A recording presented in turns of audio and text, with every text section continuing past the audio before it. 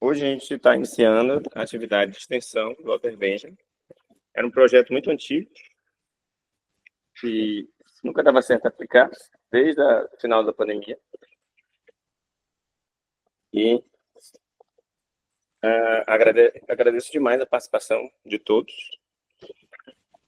Então, essa é para ser a primeira extensão de muitas, né? E a gente faz parte como é de conhecimento da maioria, né? Do grupo Walter Benjamin, que foi idealizado por mim, que chama Walter Benjamin, História, Estética e Visualidade, né? E foi está cadastrado lá no diretório do CNPq. Então, essa extensão especificamente, né, a gente chamou de Walter Benjamin, Psicanálise e Melancolia, né?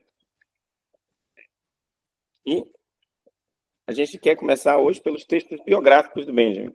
Na verdade, são textos que eu já explorei em outros momentos, mas eu espero que hoje a gente consiga colocar novas chaves, né, de leitura. E aí, partindo da ideia de que toda teoria tem um contexto, embora nem sempre a gente conheça esse contexto, né, pensando por esse aspecto, é importante conhecer um pouco da biografia dos autores, né? Mas eu nunca fui muito fã da ideia de fazer aproximações muito literais entre a vida do autor e a obra, né?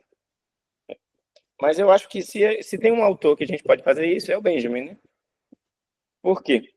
Porque, no caso específico do Benjamin, talvez seja válido pensar um pouco a biografia pela peculiaridade da trajetória dele.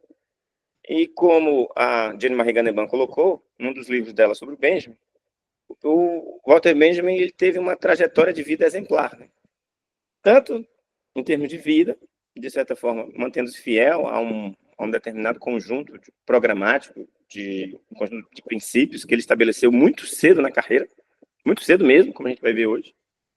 Então, até certo ponto, ele teve uma vida exemplar por essa conjunção entre propostas, princípios e prática, e, ao mesmo tempo, ele teve uma morte exemplar, né? Que talvez seja um dos aspectos mais lembrados, anedóticos e folclóricos da vida dele, é justamente a morte, né? Como ele morreu.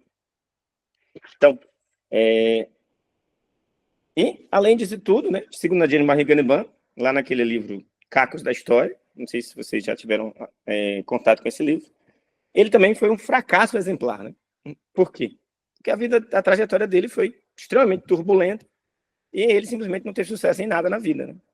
O que, curiosamente, também bate com as propostas e os princípios filosóficos dele, né? Então, ele seria um exemplo, teria uma vida exemplar em vários aspectos, né?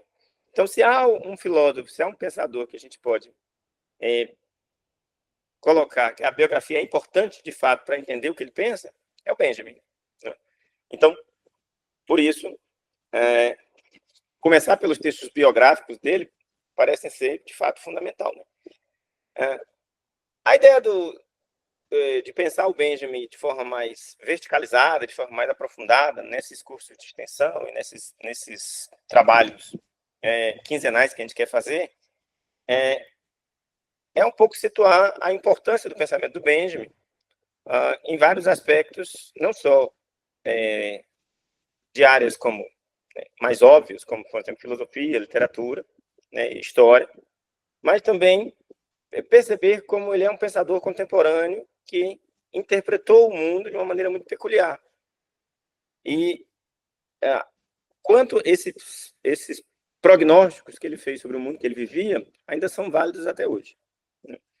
Então, nos últimos tempos, a gente assistiu uma celebração editorial do Benjamin, né? Uma celebração que faz com que a cada, pelo menos 6 meses, um ano, um novo livro seja lançado em português, muitas vezes retraduzindo textos que já foram traduzidos e que, de certa forma, já estão até batidos, né? Justamente porque o Benjamin parece que ele se tornou um produto de consumo. Que ironia, né? Logo ele, que criticava tanto a ideia da cultura, né, mercadológica, se tornar um produto ele mesmo, né? E aí, os encontros quinzenais e uma discussão mais perfunctória sobre o Benjamin, ele ajuda a problematizar isso.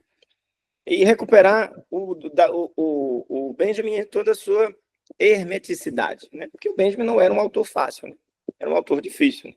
Os textos dele são muito alegóricos e, de certa forma, uma visão mais vertical faz com que a gente perceba o quanto o pensamento dele é pouco afeito a fórmulas. E, infelizmente, o que mais a gente vê de pessoas trabalhando no Benjamin são fórmulas, né? Frases de efeito, né?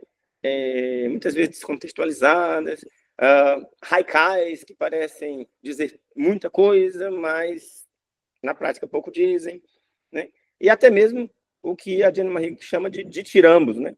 Ou seja, exercícios meio que barrocos de fala, né? Que, no fundo, são belos poeticamente, mas não dizem nada. Né? Então, essa é um pouco a proposta do curso, né? Da extensão. Né? E a gente, por que melancolia e por que psicanálise? Né? E aí, veja, melancolia é uma recuperação de algo que eu comecei lá no mestrado ainda, quando eu estudava melancolia no cinema do Walter Hugo Cury. E a melancolia, ela tem uma acepção muito ampla. Ela vem lá de Aristóteles, passa pelos poetas, passa pelos românticos, pelos medievos também. Então, a melancolia ela é uma sensação de perda duradoura e que está e não está relacionada com a atual situação psíquica do mundo, né? Que é a depressão. E está e não está relacionado também com a psicanálise. A psicanálise ela tem um uso muito específico da melancolia. Tem um texto do Freud chamado Luto e Melancolia, que é continuação de outro texto chamado Introdução ao Narcisismo, e que é muito importante para pensar o mundo hoje. Mas que o conceito de melancolia que a gente trabalha, ele não se reduz só à pegada da psicanálise. Mas, como a gente já estava trabalhando melancolia em Benjamin, né, nós vamos nos preocupar também em dar uma olhada enquanto o approach, a abordagem do Benjamin sobre a psicanálise é específica e, de certa forma, heterodoxa. Em vários textos, né, a gente tem a ocasião de perceber o quanto o Benjamin usava o Freud, né, de um jeito muito peculiar. E o quanto isso foi fundamental para o pensamento do Benjamin. Então, melancolia e psicanálise são duas vertentes essenciais para entender o Benjamin e que, de certa forma, se confundem, como boa parte do pensamento desse autor, em trajetória biográfica e trajetória de pensamento. Tanto a melancolia é, de certa forma, um modo de existência do Benjamin, como é uma espécie de atmosfera, né, visão metodológica, visão de mundo, no sentido alemão, né, do Benjamin, e, ao mesmo tempo, a psicanálise possibilitou ao Benjamin e aos frankfurtianos pensar o mundo em uma chave que foi fundamental para todos eles. Lembrando que, no contexto do Benjamin, a psicanálise, e dos frankfurtianos como um todo, a psicanálise ela tem um sentido libertário. Né? E aí aqui a gente está distante da visão que a psicanálise tem na década de 60, 70, com os pós-estruturalistas, em que a psicanálise é vista como algo machista, ultrapassado, né? Excessivamente ligado à família. E para os frankfurtianos, para o contexto alemão da década de 20 e 30, principalmente o contexto judeu, a psicanálise ela tinha algo de libertário. Então, Freud ele tinha dado a chave para pensar os bastidores da sexualidade na infância, os bastidores da sexualidade na família. E os bastidores para pensar o mundo ao revés de uma cultura burguesa. Então, ao invés de celebrar a cultura burguesa, nós vamos examiná-la nos seus podres. Nós vamos desmascarar as relações autoritárias, tanto no seio da família, quanto no seio da sexualidade. Então, essa é muito a chave de leitura dos frankfurtianos e do mundo judeu, cultural alemão, na década de 20 e 30 em relação à psicanálise. Né? Então, a psicanálise tinha uma via emancipatória nesse período. Né? E é muito essa perspectiva que o Benjamin vai adotar. E a gente vai trabalhar hoje dois textos, né, mais especificamente, que é o texto do Witt, né, que é uma biografia sobre o Benjamin que saiu no Brasil tardiamente, só em 2016, 2017. É um livro publicado muito antes, né? Acho que na década de 80 ainda. Né? E um livro que foi um fenômeno editorial quando saiu no Brasil, que é esse aqui, ó, Tempo de Mágicos, do Eilenberg. Né? É um livro muito diferente, né? E acho que é por isso também que é interessante trazê-lo, né? Porque ele faz um apanhado geral de 4 filósofos durante uma década. Né? Então, é um texto biográfico tanto quanto inusual. Né? E a gente vai ver o quanto ele nos serve, né, daqui a pouco. Então, a gente começa pelo Witt, né? E aí, o Witt, os trechos que eu passei para vocês, eles se concentram principalmente na infância em Berlim, que é um texto que o Benjamin publica, um texto quase autobiográfico, mas como vocês vão ver, uma autobiografia que é quase uma autoficção, né? Que não é exatamente o que se espera de um texto autobiográfico. Né? E o interessante desse texto do Witt é que ele se propõe a ser uma biografia intelectual. Isso quer dizer o quê? Que ele não está preocupado em coisas ordinárias, comezinhas, cotidianas da vida do Benjamin, mas sim em prender-se ao texto que o Benjamin publicou sobre determinados períodos da vida dele, como, por exemplo, esse Infância em Berlim, em 1900, e perceber a importância desse texto e desse período na vida intelectual do Benjamin, na produção intelectual do Benjamin. Então, há sempre uma interpretação, uma hermenêutica, né, das obras do Benjamin, por mais que se fale da vida do Benjamin. Né? Então, isso é um dos maiores interesses do texto. Algo interessante sobre a infância do Benjamin é que o Benjamin parece que é um sujeito que nunca saiu da infância, no bom sentido do termo. Ou seja, ele sempre soube aproveitar a maneira como a infância foi importante na trajetória de homem adulto dele, de uma maneira rica do ponto de vista epistemológico. Ou seja, a infância é não só aquela fase da descoberta, mas também é aquela fase em que as coisas não são 100% definidas, em que as coisas são A e B ao mesmo tempo, em que são acessadas como no território do sonho, né? Em que os elementos eles podem se travestir do seu reverso, na medida no momento em que são contemplados. A olhar do Benjamin sobre a infância talvez esteja na raiz de uma das categorias mais celebradas do pensamento benjaminiano, que é a chamada imagem dialética. Né? E também a ideia de que a imagem dialética se alimenta de uma lógica do limiar, né? Do limite, das fronteiras, do pensamento limítrofe, né? Que é muito importante para o Benjamin. Né? Não é à toa que ele estudava as passagens, né? Que eram aquelas construções de ferro que ligavam uma rua a outra na Paris do século XIX. Né? Então, a ideia de que existe alguns objetos que estão no território do entre, que não se definem lá em cá, é fundamental para pensar a imagem dialética do Benjamin e esse conceito de limiar. E algo que é a soma que chama atenção nesse texto sobre a infância do Benjamin é o confronto com o pai. Né? E aí vejam só a psicanálise aparecendo. O Benjamin era de uma família muito rica. E o pai dele, um burguês muito bem sucedido, um cara, né, que até certo ponto foi um milionário. Né? E por isso ele teve uma infância muito confortável. Mas, ao mesmo tempo, isso não eximiu ele de um confronto com a figura do pai, que em determinado momento da vida dele, inclusive, quer transformar ele num businessman, num empresário, e o que causa uma revolta tremenda no Benjamin, que sempre, desde criança, sabia que ia abraçar a carreira intelectual.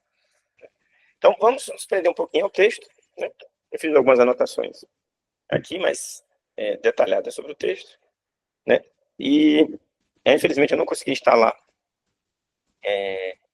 algumas coisas aqui no computador, então vou ter que ler aqui do celular. Né?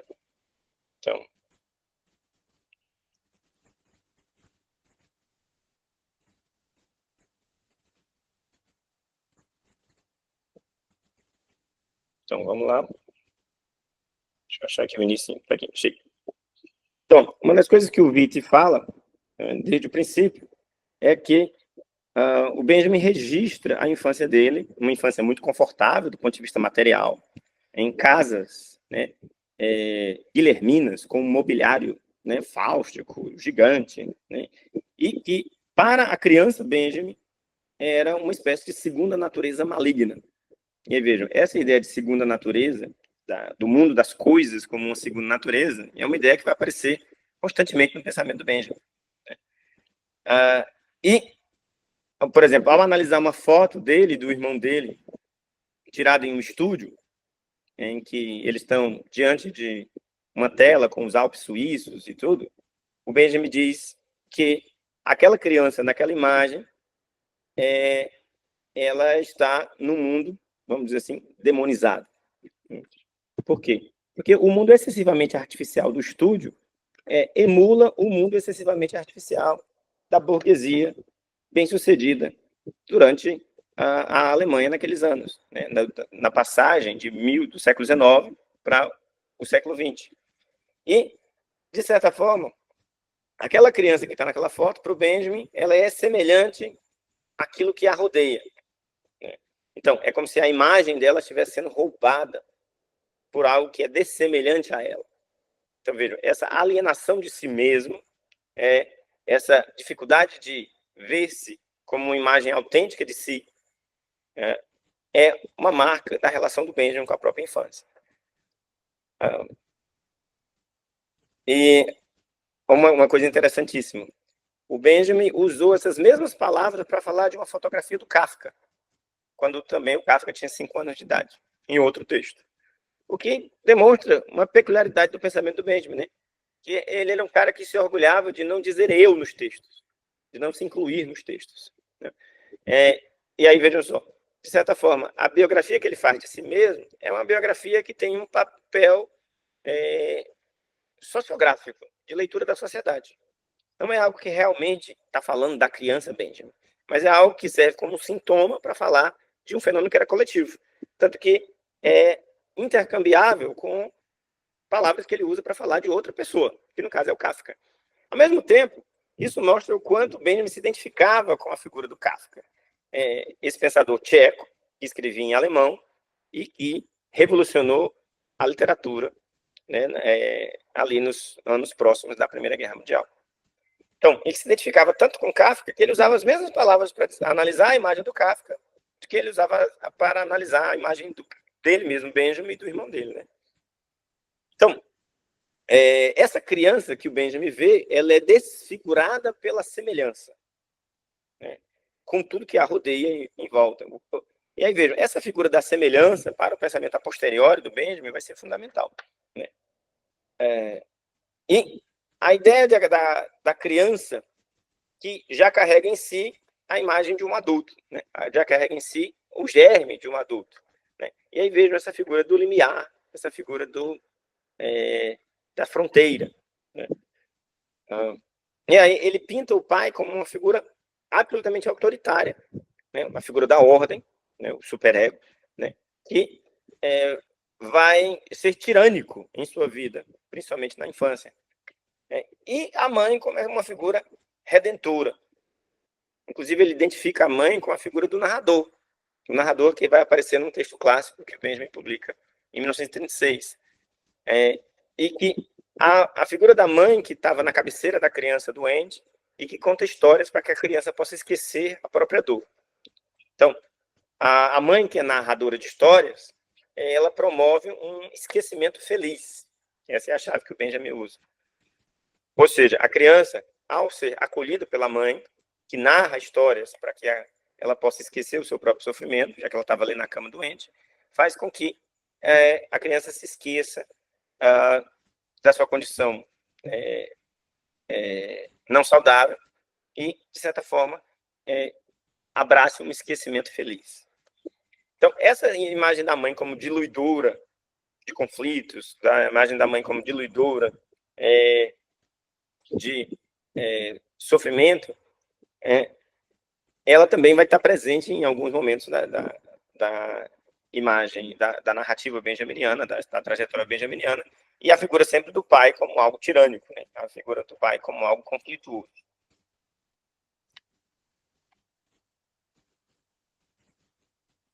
Então, quando o Benjamin entra na escola, né, ele é uma criança absolutamente solitária. Ele não consegue se integrar com as outras crianças, né? E aí o autor até coloca assim: o desgosto físico de quem costuma caminhar sozinho ao se ver membro de um coletivo. E, desde o princípio, Benjamin valorizava a individualidade dele, o que é algo que vai ser também fatal nas suas escolhas no futuro, né? Por exemplo, o Benjamin não quer se ver como parte de um grupo, né? Ele recusa, por exemplo, a ir para Jerusalém, juntar-se à fundação do Estado de Israel, que ainda estava em seu germe. Ele recusa a aderir ao Partido Comunista. Ele se recusa a, a aderir a coletividades que possam, de alguma forma, manchar a sua independência, a sua liberdade, a sua individualidade. O autor, o Witt, ele pinta isso como uma característica burguesa do Benjamin, a valorização do indivíduo, a valorização da individualidade. E ele diz que, obviamente, em retrospecto, né, quando o Benjamin adulto lembra a infância, o Benjamin adulto diz que esse sentimento de individualidade muito forte, né, já estava presente naquela criança, rejeitada pelos pares, né, nos corredores da escola. Interessante que o Benjamin, ele sempre foi um escritor, desde criança. Ele tem textos muito jovens mesmo, textos muito complexos, inclusive, né? E havia uma admissão no círculo que rodeava Benjamin de que ele era uma criança prodígio, né? Embora isso não fizesse dele uma criança mais ajustada, né? Inclusive, o autor insinua que ele tenha reprovado de ano, e que ele se formou muito mais tarde do que os colegas da idade dele, né? Ele só teria terminado o ensino médio aos 20 anos, né? Por conta disso. E aí, em 1910, quando Benjamin tinha apenas 18 anos de idade, ele escreve uma poesia, que é uma poesia muito interessante, que eu gostaria de ler. Benjamin escreveu: vê, junto à margem do monstruoso abismo, aí percebes alguém despreocupado, entre a noite negra e a vida cheia de cores. Ele está em quietude imóvel, solitário, separado da estrada da vida. Então, essa poesia que fala de um sentimento de solidão atroz, né, que atravessa a vida do Benjamin, pode-se dizer, descreve o Benjamin de várias eras, né? Porque o Benjamin nunca se sentiu integrado em nada. Ele nunca se sentiu pertencente a algo. E a primeira rejeição do Benjamin é a própria classe. Em algo que a gente veria depois muito teorizado no Sartre, né, na década de 40, 50, a rejeição da própria classe. O Benjamin já estaria implícito no Benjamin, né, em vários momentos dos seus textos, quando a sensação de pertencimento dele à classe burguesa é questionada de forma, né, bastante virulenta. E esses textos sobre a infância e sobre a relação do Benjamin com a sua própria classe permitem já pensar na ideia do conceito de progresso. Sim, uma ideia que vai ser muito presente nos textos do late Benjamin, né, do Benjamin tardio, ali do final da década de 30, né, e início da década de 40, quando ele falece. Que é, por exemplo, a crítica que vai aparecer nas teses sobre o conceito de história ao marxismo vulgar que considera o progresso como uma linha reta, considera o progresso como uniforme e unilinear. Então, ele diz, né, que leva em conta apenas o progresso técnico e não os retrocessos, né, que a modernidade trouxe. O autor, na página 140, ele chega a falar da interrupção do mal contínuo, né? E aí, na verdade, assim, eu acho que é uma leitura muito específica do próprio autor, né? Porque para o Benjamin não existe um contínuo bom. O que quer dizer isso? Né? O Benjamin sempre questionou a ideia de um tempo homogêneo e vazio, onde o progresso ocorreria em linha reta, né? E a própria visão de mundo como processo, para o Benjamin, é problemática. Então, a ideia de pensar o mundo como um processo contínuo em direção ao futuro, uma flecha, né, em direção ao futuro, para o Benjamin, ela é até mesmo antifilosófica, né? Por exemplo, é famosa a frase do Benjamin de que as pessoas não deveriam pensar algo como, por exemplo, né, em pleno século XX isso ainda é possível, em pleno século XXI, como é que isso é possível? Essa frase é tão comum que a gente ouve o tempo todo, né? E ele diz que você dizer que na sua época, que nessa ponta de flecha que vivemos, isso não é mais possível, é não considerar que a história não é contínua e que ela é feita de avanços e retrocessos, né? Então, vou ler aqui o que a Fábio colocou. Ela disse: acho que esse poema conversa muito com a citação, e como o abismo que lançou isso era o abismo da minha classe. Assim, nessas tardes, eu tive contato com ela pela primeira vez, quando o autor compara a criança isolada no seu quarto à sociedade de consumo.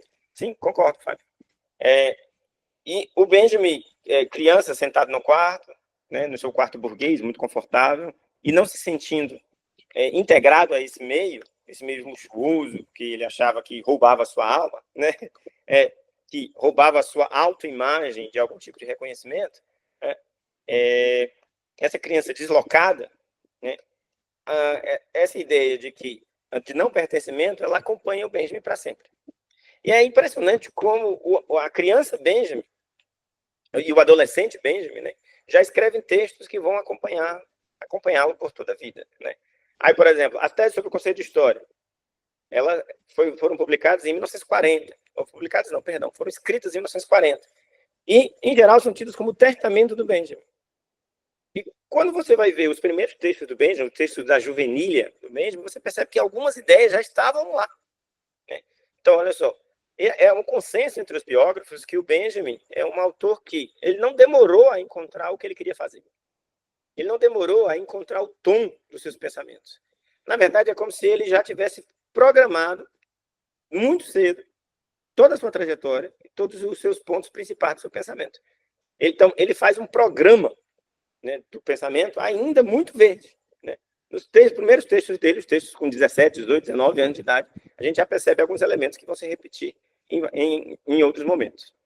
Então, Benjamin ele tem uma época muito boa que ele considera, né, um exemplo para o resto da vida intelectual dele, que é quando ele vai para como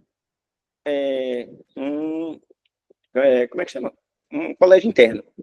Sim, ele passa 2 anos no colégio interno, longe da sua família, e para os padrões de família brasileiros, né, a gente pode achar extremamente cruel, né? Mandar uma criança para viver 2 anos afastada da sua família, né?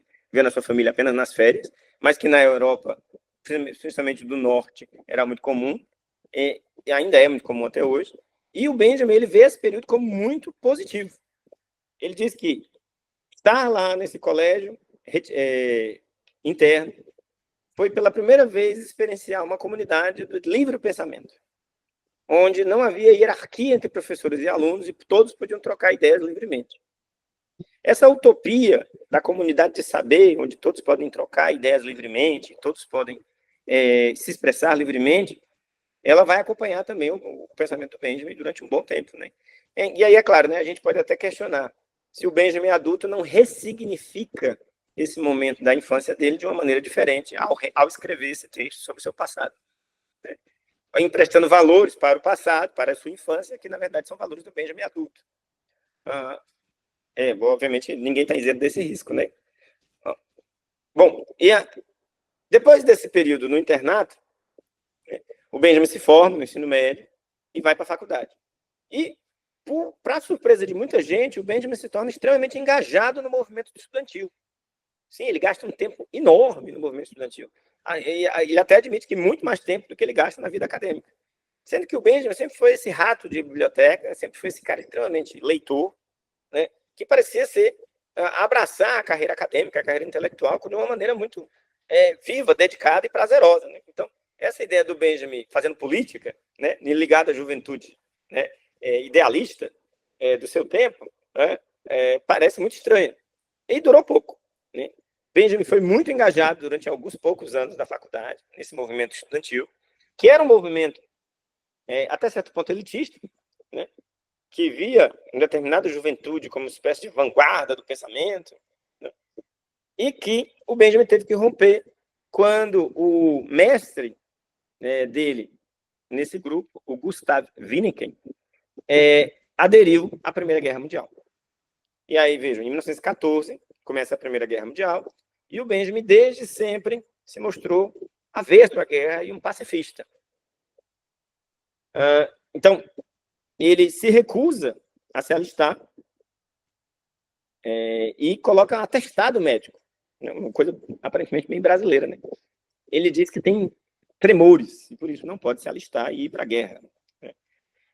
Um episódio que marca muito ele é que um poeta, amigo dele, muito próximo dele, e a irmã de uma amiga se matam, justamente dentro do movimento estudantil, dentro de uma sala de conversas do movimento estudantil. Os dois se matam, e a explicação mais razoável que se encontrou na época é que eles se matam por causa da guerra, né? Oprimidos pela ideia da guerra. Isso vai marcar profundamente o Benjamin, vai marcar profundamente as ideias que o Benjamin tem sobre o suicídio. Sim, o Benjamin sempre namorou com a ideia do suicídio, né? E ele chegou a teorizar sobre o assunto. Para ele, o suicídio era o momento de autodeterminação, né, de emancipação possível na modernidade. E esse amigo dele, o Heinlein, ter se matado sempre foi algo que marcou profundamente a trajetória do Benjamin e, de certa forma, alimentou essas ideias nele de que o suicídio era algo legítimo e válido, né? Embora ele só vá se matar numa situação trágica, né? Que é devido à perseguição nazista em 1940. Mas vejam só, desde a juventude essas ideias obsediavam o Benjamin. Então, Benjamin, ele recusa o serviço militar 2 vezes. Logo no início da Primeira Guerra, ele apresenta um atestado dizendo que ele tem tremores. E em 1917, quando ele é reconvocado, ele chega a fazer pior. Ele participa de sessões de hipnose, né? Parece coisa assim daqueles romances baratos. Ele participa de sessões de hipnose com a sua então noiva, a Dora, e para que ele possa encenar de forma perfeita uma crise no ciático, para escapar da convocação na Primeira Guerra. Então, ele a Dora hipnotiza ele para que ele possa simular uma crise no ciático. Ele vai ao médico, e pelo jeito funcionou, né? Porque ele conseguiu atestado e conseguiu escapar do serviço militar. O Witt, ele coloca que esse era um movimento de uma determinada intelectualidade alemã. O Benjamin estava isolado nisso, né? Por exemplo, o Bloch, né? O Ernst Bloch, também se recusou à Primeira Guerra Mundial, né? E diferente, por exemplo, de Wittgenstein, que lutou na guerra, né? Esses autores, eles tinham uma perspectiva antibelicista, pacifista, que não permitia que eles admitissem a guerra como uma ideia válida, né? E muito menos como uma realidade, né, mortal, né, válida. Benjamin preferia se dedicar à sua graduação e ao seu doutorado, né, que ele, na verdade, só vai começar a desenvolver de fato a partir do final da Primeira Guerra Mundial. Antes disso, ele se refugia na Suíça, junto com a Dora, que não é mais sua noiva apenas, mas sim sua esposa, onde ele tem um filho com ela. E em 1919, após uma grande briga com o pai, mais uma, né? As brigas com o pai do Benjamin, aparentemente, são por causa de dinheiro, né? O pai do Benjamin vê a ideia de sustentar o filho já adulto, embora o filho quisesse se dedicar à carreira intelectual, como algo aparentemente não muito bem visto, né? E, portanto, isso gera muita indisposição do Benjamin com o pai, né? E aí, por exemplo, esse período na Suíça é um período em que, aparentemente, a família do Benjamin, mãe e pai, se indispõe muito com ele porque não querem sustentar ele na Suíça, né? Porque veem que o que ele está fazendo lá é inócuo, não gera resultados do mundo prático, e que, portanto, esse negócio de ficar debatendo ideias, intelectualidade, né, lendo livros, escrevendo, né, para eles não viu como produtivo. Mas Benjamin insiste e ele faz o doutorado dele sobre a crítica do romantismo alemão. A crítica de arte no romantismo alemão é o doutorado defendido pelo Benjamin. Na Alemanha, naquela época, o doutorado ele tinha uma outra conotação, né? A gente pode até aproximar o doutorado do Benjamin a um mestrado aqui, né? Uma espécie de iniciação à vida acadêmica. Mas já é uma obra muito densa. Ela foi publicada no Brasil pela Iluminuras. É uma obra fininha, mas muito densa, em que Benjamin vai analisar a crítica do romantismo alemão de autores como Schlegel, Novalis e do próprio Goethe, e o que eles propunham como crítica. Qual é a ideia do Benjamin? A ideia do Benjamin é sempre muito ousada e radical do ponto de vista epistemológico. Ele quer que a crítica de arte seja adotada no pensamento filosófico como uma maneira legítima de construir filosofia. O Witt chega a dizer que Benjamin era contra a ideia de que apenas um sistema de pensamento era capaz de expressar uma ideia filosófica de uma maneira realmente relevante, legítima e tal. Então, a crítica de arte, ela também deveria ser um construto histórico-filosófico que permitisse a crítica da sociedade e a exposição e a expressão de ideias filosóficas. Essa é a ideia defendida pelo Benjamin na tese de doutorado dele. E aí a gente vê logo que as ideias românticas são muito presentes na vida do Benjamin. E que Benjamin é muito influenciado por autores românticos e também por Friedrich Nietzsche.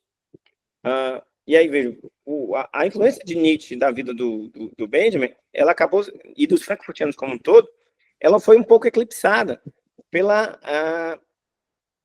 apropriação de algumas ideias do Nietzsche, principalmente por causa daquele livro terrível que a irmã do Nietzsche publicou póstumamente, né, juntando vários fragmentos que pareciam reforçar a ideia de um Nietzsche antissemita. Então, essa apropriação do Nietzsche pelo antissemitismo e pelos nazistas acabou fazendo com que os frankfurtianos tivessem que esconder ou relativizar a influência do Nietzsche no pensamento deles. Mas o Benjamin foi muito influenciado pelo Nietzsche. O Benjamin da Juventude, inclusive, ele abertamente fala do Nietzsche, cita o Nietzsche, né, em vários momentos. E o romantismo alemão também, né? Então, várias ideias do Benjamin, que ele vai desenvolver posteriormente, surgem a princípio no romantismo alemão. Essa ideia da crítica como algo estabelecedor de relações de conhecimento legítimas no mundo é uma ideia, né, que ele tira diretamente dos românticos, né? E a própria ideia de aura ele tira do Novalis, né? E várias outras pequenas ideias o Benjamin se inspira nos românticos alemães, né? E aí vejam, inspirar-se no romantismo alemão, e não era privilégio apenas do Benjamin, mas de toda uma geração, e era uma maneira de tentar resistir a um mundo que era um mundo burguês, técnico-industrial, belicista, da época da Primeira Guerra Mundial, que não satisfazia essa geração.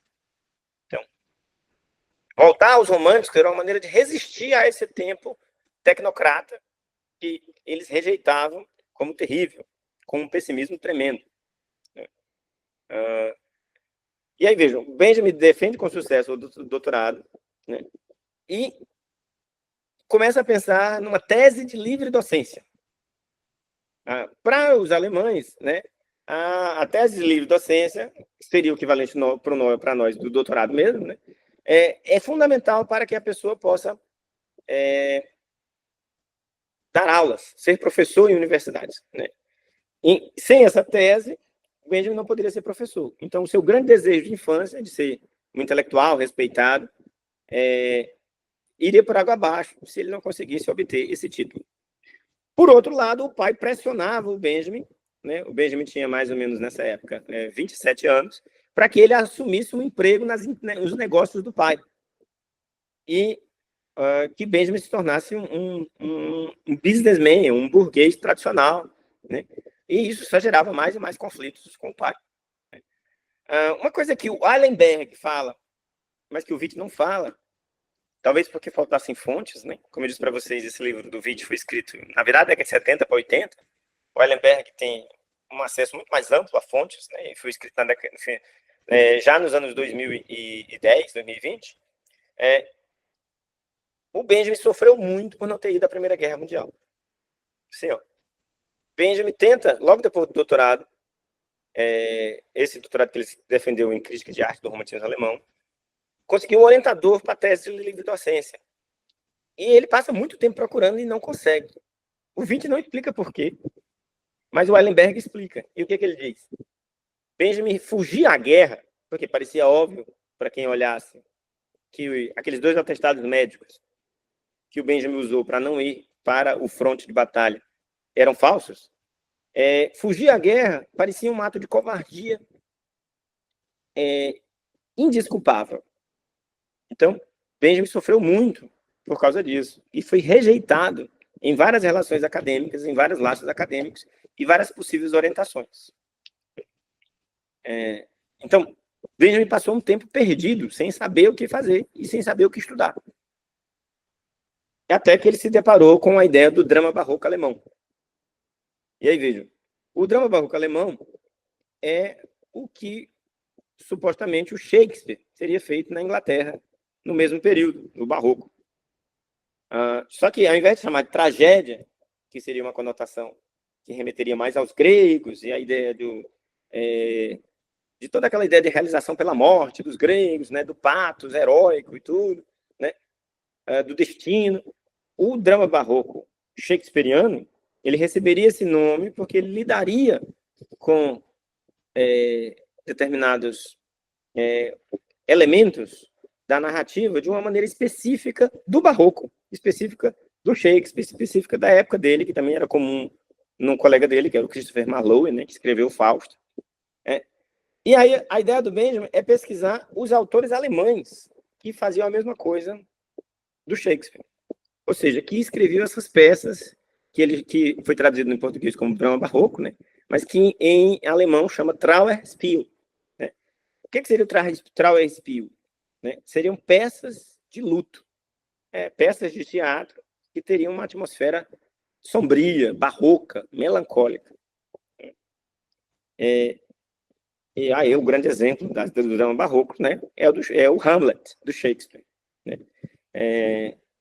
Inclusive aquela cena, né, em que o Hamlet olha para a caveira do bobo da corte, que ele amava tanto na infância, e fica lamentando, né, que um dia aquela pessoa foi viva e fez graça, e fez os outros rirem, e aí ele fala aqueles lábios que eu tanto beijei, e aí voltado para a caveira. Né? Todo mundo pensa que o ser ou não ser, que é o momento em que o Hamlet está voltado para a caveira, mas não é, né? Essa imagem sintética do Hamlet é, na verdade, uma mistura de cenas, né? O ser ou não ser, ele faz um questionamento filosófico diferente, embora na mesma direção, né? Que é justamente essa ideia da melancolia, né? Essa ideia da perda, essa ideia da caveira que nos olha do fundo dos olhos vazios dela, dizendo, um dia você vai estar entre nós, né? Um dia você vai ser pó. Né? E aí, o que os alemães fizeram nesse mesmo sentido? Ninguém conhecia os dramas barrocos alemães. E ninguém nem sequer lia. Eram obras assim super esquecidas. E isso diz muito sobre como o Benjamin viu o conhecimento. Por quê?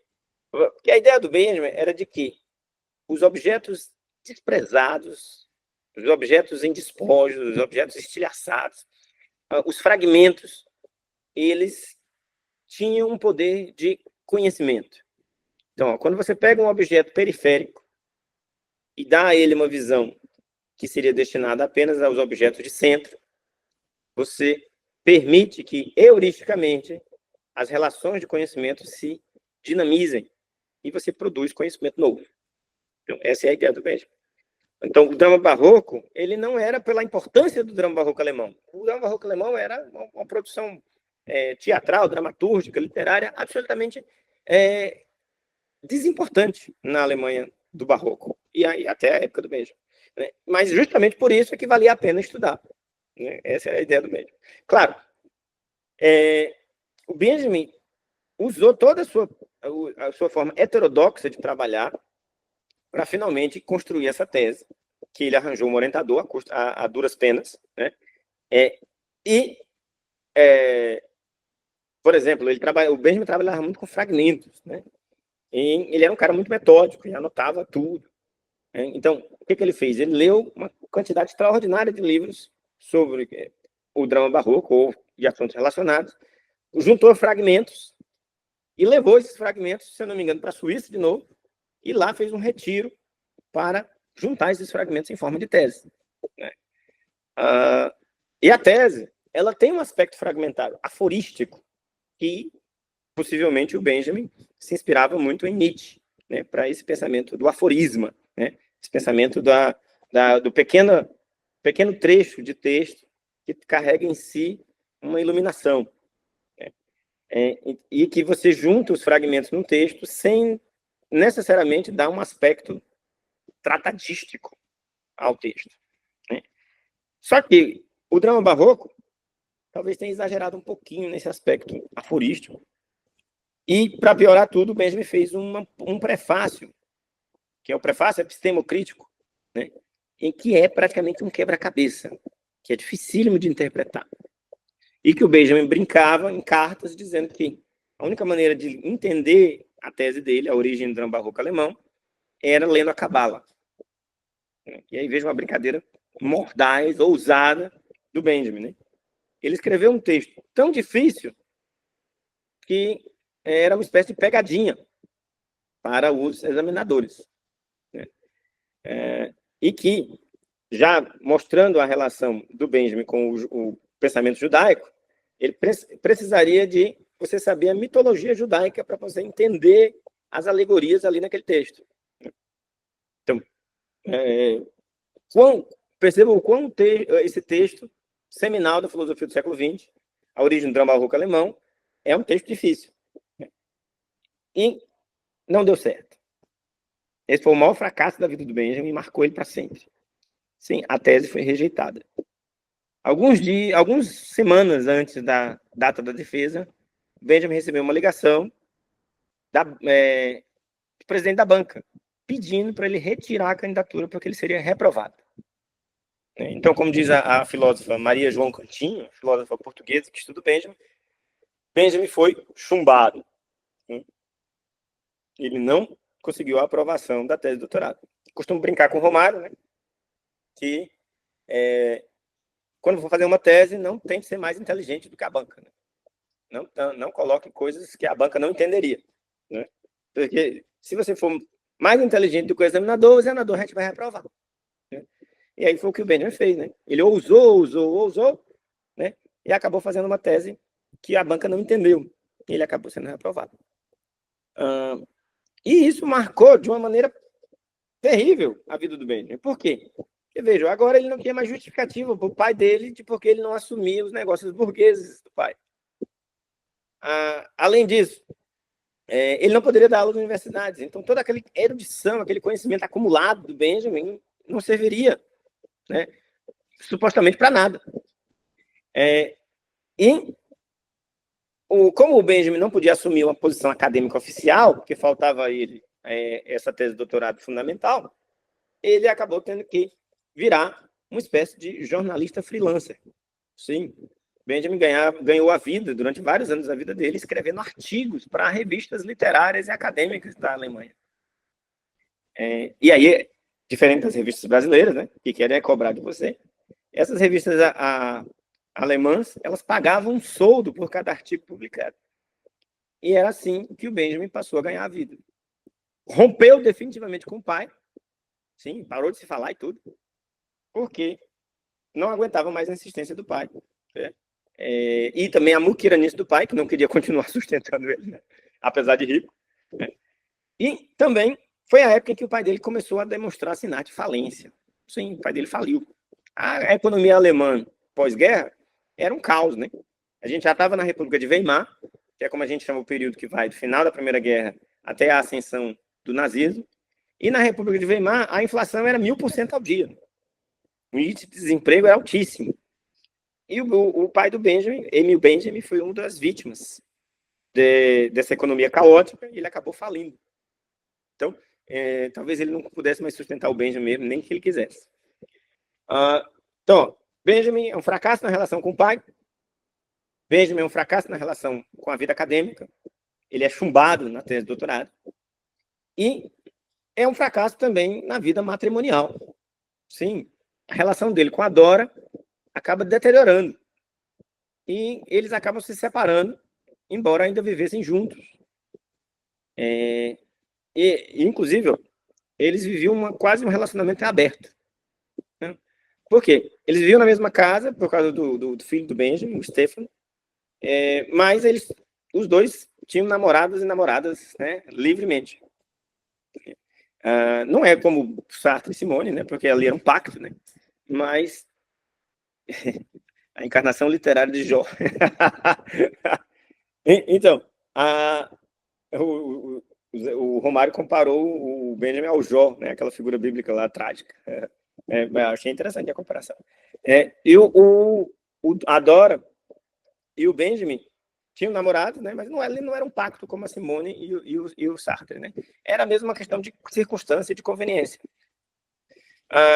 E o Benjamin tentou publicar por uma editora pequena, chamada, se eu não me engano, Revolt, 3 obras, praticamente no mesmo ano, que era a tese de doutorado dele, a crítica de arte no romantismo alemão, a origem do drama barroco alemão, a tese chumbada dele, e um livro novo que ele escreveu depois da tese de doutorado, que é, como a gente conhece hoje, a Rudima Única.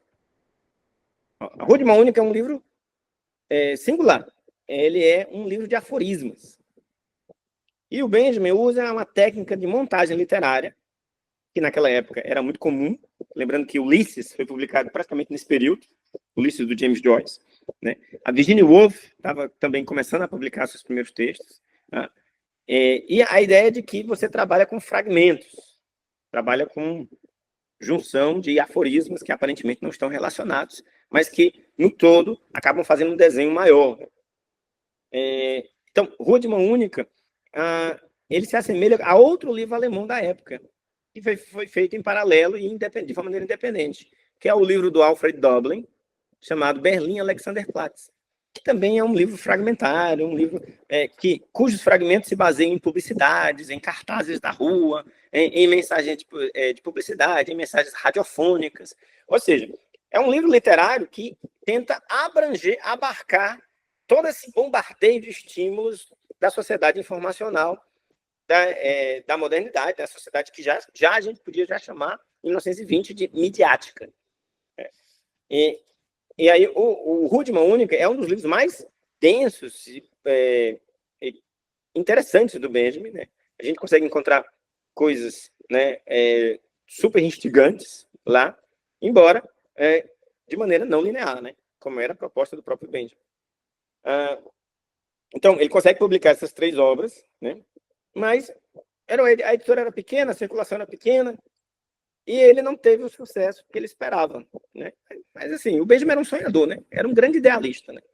Então, ele achava que os livros iam bombar, né? Mas, na verdade, a República de Weimar era um ambiente em que dificilmente ele ia ter o sucesso literário que ele esperava, porque era uma sociedade muito prejudicada do ponto de vista econômico, prejudicada do ponto de vista social, né? A Alemanha do pós-guerra era um país muito caótico e problemático. Mas o Benjamin conseguiu o reconhecimento dos pares, ou pelo menos de uma parte deles. Sim, ele criou um conjunto de discípulos que o seguiam para onde ele ia. Entre esses discípulos estavam Ernest Bloch, Gershon Scholem, que não podia acompanhar ele para todo lugar, mas que foi presente na vida do Benjamin durante um tempo, porque o Scholem já estava em Jerusalém, onde ele foi para ajudar a fundar o Estado de Israel, ainda 20 anos antes da ONU, né? Ele foi para dar aula na Universidade de Jerusalém, lá em Israel, né? Quando Israel nem existia ainda no mapa. Mas se correspondia com o Benjamin através de cartas. Né? Inclusive, o Scholem era um dos amigos mais próximos do Benjamin. E entre os discípulos dele estava Adorno, Theodor Adorno, que depois seria um cara fundamental, né? Tanto na filosofia quanto na vida do próprio Benjamin, né? E aí, olha só, o Adorno, ele era um cara muito apaixonado pelo Benjamin, admirador da intelectualidade do Benjamin, da genialidade do Benjamin. E nesse período, mais ou menos, o Benjamin já lia em público os primeiros apontamentos do que seria o seu trabalho máximo, que eram as passagens, né? Então, as passagens já começavam a nascer naquele período. As passagens é um grande livro de aforismo, que o Benjamin levou 13 anos dedicado a ele, mas que simplesmente nunca foi publicado em vida, até porque ele nunca foi terminado, né? Ele está publicado hoje, mas ele é inacabado, né? Ele é um conjunto de aforismos sobre os mais diversos temas, né? e que o Benjamin escreveu durante muito tempo, né? Mas que a gente só pode sonhar como é que esse livro poderia parecer caso ele tivesse sido terminado. E o Benjamin já lia esses rascunhos em público para delírio dos seus seguidores, né? O que todo mundo reconhecia a genialidade do Benjamin, embora fosse um gênio, vamos dizer assim, heterodoxo, né? Sem lugar na academia e sem lugar de fala legítimo, né? Na intelectualidade aristocrática, né? Elitista lá da Alemanha, né? Nessa época também, Benjamin, que sempre foi um grande viajante, sempre adorou viajar, faz uma viagem para a Nápoles, na Itália. E aí, nessa viagem, ele conhece uma mulher que ia mudar a vida dele, que é a Asia Lasses. A Asia, que escreve A-S-J-A, né, é uma comunista letã, e o Benjamin se apaixona perdidamente por ela. E lembrando que o casamento dele com a Dora estava falido, né, fracassado, né, e ele passa a desenvolver uma relação com a Ásia que dura anos, embora seja uma relação muito conturbada, né? Boa parte dessa época eles vivendo em países diferentes, inclusive, né, e se mantendo a relação apenas por cartas. A paixão dele pela Ásia faz com que ele, em algum momento, vá para Moscou. Sim, Moscou de 1926, né, alguns anos após a morte de Lenin, e um pouquinho antes de Stalin subir ao poder, recebe a visita do Benjamin por causa da Ásia Lasses, que ele vai visitar. Inclusive, quando ele chega lá, ela está doente, e ela era casada, né? O marido dela, que era um teatrólogo, né, de respeito, recebe o Benjamin, e eles, de certa forma, vivem um trisal platônico, né? Os três, né, convivendo sob o mesmo teto, né, sem relações carnais, mas amigavelmente, né, dividindo relações. Inclusive, o cara, o marido da Ásia, ele é muito simpático com o Benjamin, né? Embora ele faça umas observações muito ácidas sobre a literatura do Benjamin. Ele lê os textos do Benjamin, leu, inclusive, o Rudman Única, e ele diz que o seguinte, ele faz uma crítica literária ao Benjamin, que eu acho que é uma crítica muito pertinente. Ele diz assim, olha, você precisa aprender a não colocar coisas lindas e epifânicas o tempo todo. Porque literatura não é só algo epifânico. Tem os momentos em que nada acontece, momentos de transição.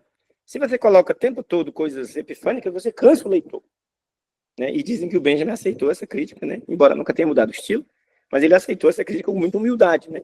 E essa é uma característica do Benjamin, né? O Benjamin, apesar de genial, ele é um sujeito que sabia ouvir críticas, né? Ele conta a história dessa viagem nesse livro aqui, ó, Diário de Moscou. É uma viagem muito louca, né?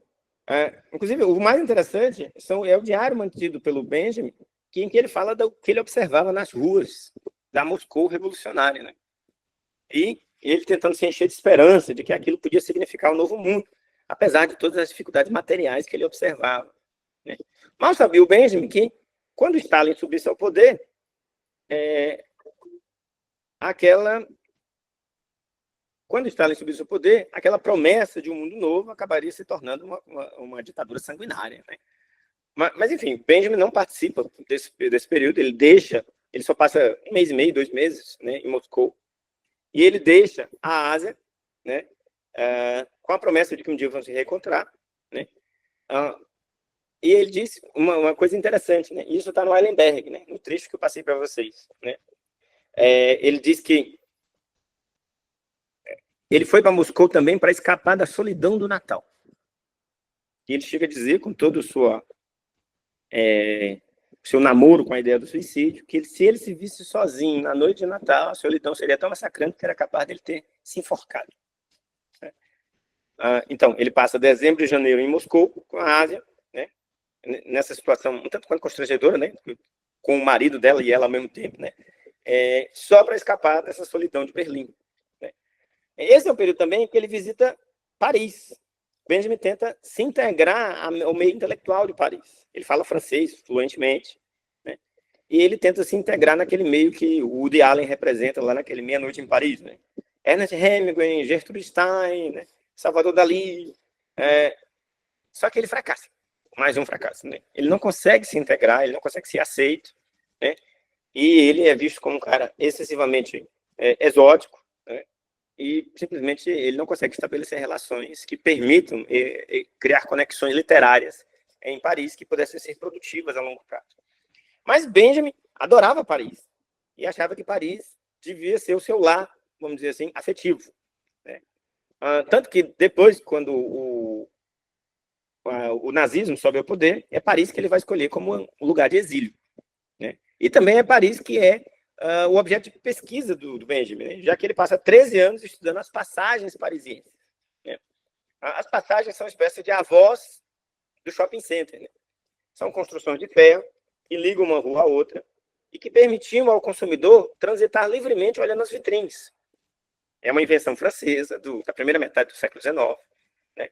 E para o Benjamin, a passagem ela engendrou todo um conjunto de novas relações que permitiam estudar de modo muito interessante as mudanças da modernidade, né? O predomínio do ver sobre os outros sentidos, né? A fugacidade, a efemeridade das relações, a cultura do choque, de sempre se ver surpreendido por algo novo, seja as atrações de rua, seja as vitrines, né?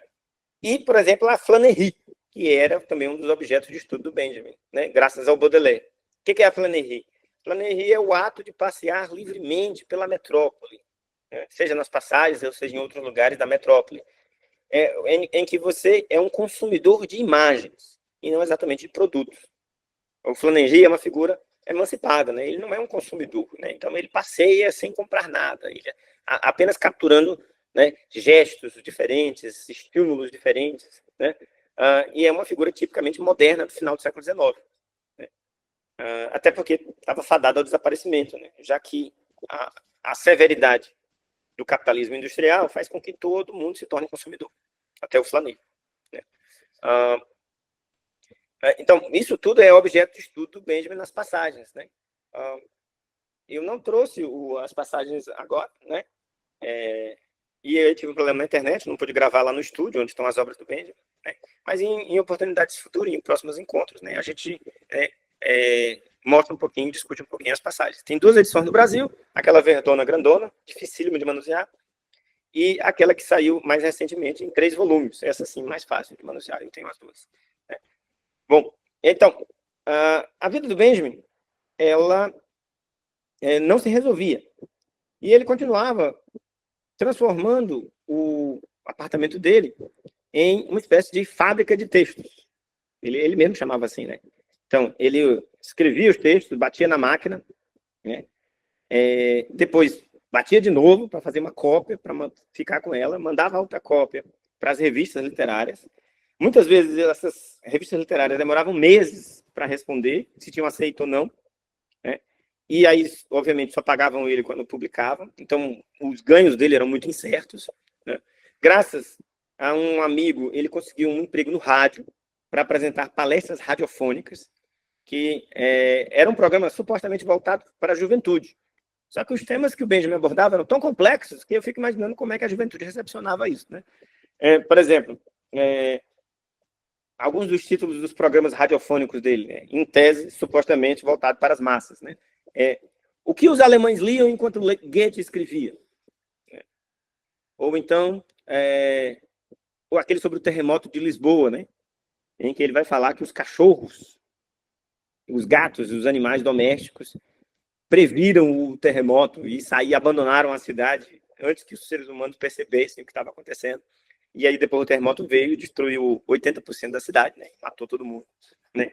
Enfim, eu fico imaginando qual é a recepção de massa que esses textos radiofônicos do Benjamin tinham, né? Mas enfim, isso ajudava o Benjamin a se manter, né? Em algum momento ali, entre 28 e 29, a Asia Lasses foi para a Alemanha, foi para Berlim, né? Foi atacada, por exemplo, com violência pela juventude hitlerista, que dizia que ela era uma comunista, que não tinha nada que estar ali, e aí quando ela fazia os serviços públicos, eles chegavam a tratar ela com violência, né? Para ver como estava o clima nessa época, né? Benjamin a acolheu e a convidou ela para morar no seu apartamento. né? Ele já não estava morando com a Dora, né? A Dora já tinha se mudado junto com o Stefano, e ele convidou ela para morar junto com ele, né? Os biógrafos, o Wellenberg, diz que eles brigavam o tempo todo, né? A cada 3 dias tinha uma briga homérica, né? E o Benjamin decide que quer se casar com a Ásia. Só que, olha só, se ele não se casasse com a Ásia, né, ela já estava divorciada daquele marido lá que tinha recebido ele em Moscou, né, ela seria obrigada a deixar a Alemanha, porque o visto dela ia expirar. Então ele tem que casar com ela em regime de urgência. E aí o Benjamin faz uma das maiores canalices da vida dele, que é, ele pede o divórcio da Dora, acusando ela de adultério. A Dora tem cartas em que ela diz assim: Benjamin, como é que você me acusa de adultério se você sabe que a gente não tinha uma relação aberta, que você e eu tínhamos as maiores liberdades que existiam e tudo? E ela fica indignada, é óbvio, né? Mas por que o Benjamin acusou ela de adultério? Porque era a única maneira de conseguir um divórcio rápido. Os divórcios não saíam rápido naquela época, principalmente se fossem consensuais, né? Então era a única maneira de obter o divórcio rapidamente para ele poder casar com a namorada dele, Letã, e ela poder conseguir um visto alemão e permanecer na Alemanha. Né? Como se permanecer na Alemanha às vésperas da ascensão do Hitler fosse grande coisa. Né? Enfim, irônico isso. Ainda mais para uma comunista, né? Que provavelmente ia acabar parando num campo de concentração. Os planos do Benjamin, mais uma vez, fracassam, então vão por água abaixo. A Dora, ele e a Dora tinham um acordo nupcial, que era muito comum nas famílias burguesas, e ela aciona o acordo e prova que o Benjamin tinha, de várias formas, né, ferido as cláusulas do acordo e retira tudo que o Benjamin tem. Fora, né, as coisas de uso pessoal, como, por exemplo, a biblioteca, os brinquedos. Sim, o Benjamin colecionava brinquedos, né? Colecionava livros raros e tudo. Mas as poucas posses que o Benjamin tem, ela tira. Né? E aí eles ficam brigados por um tempo, né? Graças a essa canalice do Benjamin, né? Mas depois eles fazem as pazes. Na verdade, eles sempre foram grandes amigos, né? E ela vai ser amiga dele durante os últimos anos da vida dele de uma forma muito presente. E aí o Benjamin se arrepende, mas é um pouco tarde, né? Entre 1930 e 1933, né, o Benjamin consegue manter um apartamento em Berlim com essas posses que ele tem, né? E consegue se sustentar com as palestras radiofônicas e os textos publicados de maneira razoável. É uma espécie de calmaria antes da tempestade. Né? Nessa época, as primeiras viagens para Ibiza, né? Ele adora viajar, o Benjamin, né? Mesmo não tendo muito dinheiro, mas ele dava um jeito e viajava. Né? E aí, por exemplo, uma das primeiras viagens dele para Ibiza foi nessa época. Né? A Ibiza, na Espanha, era uma vila de pescadores na época, sem muita celebração, né? E o Benjamin faz reflexões sobre a pobreza, a melancolia, mais uma vez, né? E a experiência, que acabam ajudando a fundar a teoria da experiência do Benjamin. Em 32, o Benjamin faz uma coisa absolutamente louca.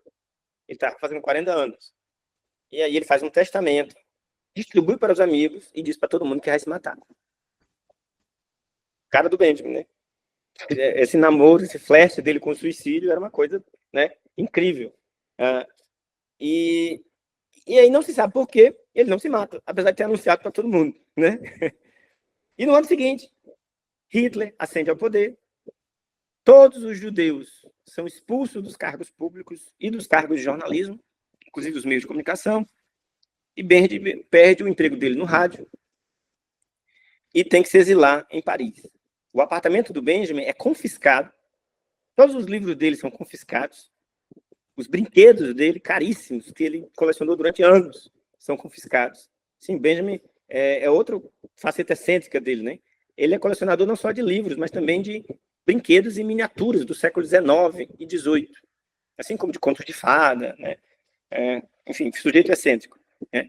E aí, vejam, Benjamin não pagava o aluguel, às vezes porque era pródigo em relação ao dinheiro, às vezes porque não tinha mesmo, e muitas vezes ele era enxotado dos seus apartamentos onde ele vivia, e mesmo assim ele carregava uma quantidade gigante de livros e de brinquedos. Tanto que Benjamin, lá num livro chamado Imagens de Pensamento, que é um livro estilo Rua de Mão Única, que são vários aforismos e tal, ele tem um textinho lá, um aforismo, que é desencaixotando a minha biblioteca. Desencaixotar a biblioteca era um hábito tão comum para o Benjamin que ele conseguiu criar uma reflexão filosófica a partir disso. E aí, vejam, para quem tem muito livro, né? Encaixotar as bibliotecas é uma coisa assim meio banal, né? É uma coisa que você faz diariamente. Benjamin conseguiu transformar esse ato cotidiano em filosofia. E essa era uma das marcas do Benjamin, desde os textos dele sobre a infância, né? Que era transformar objetos aparentemente inócuos do cotidiano em motivos de reflexão. Descobrir a faceta escondida desses objetos e fazer com que a reflexão surgisse a partir deles, de dentro deles.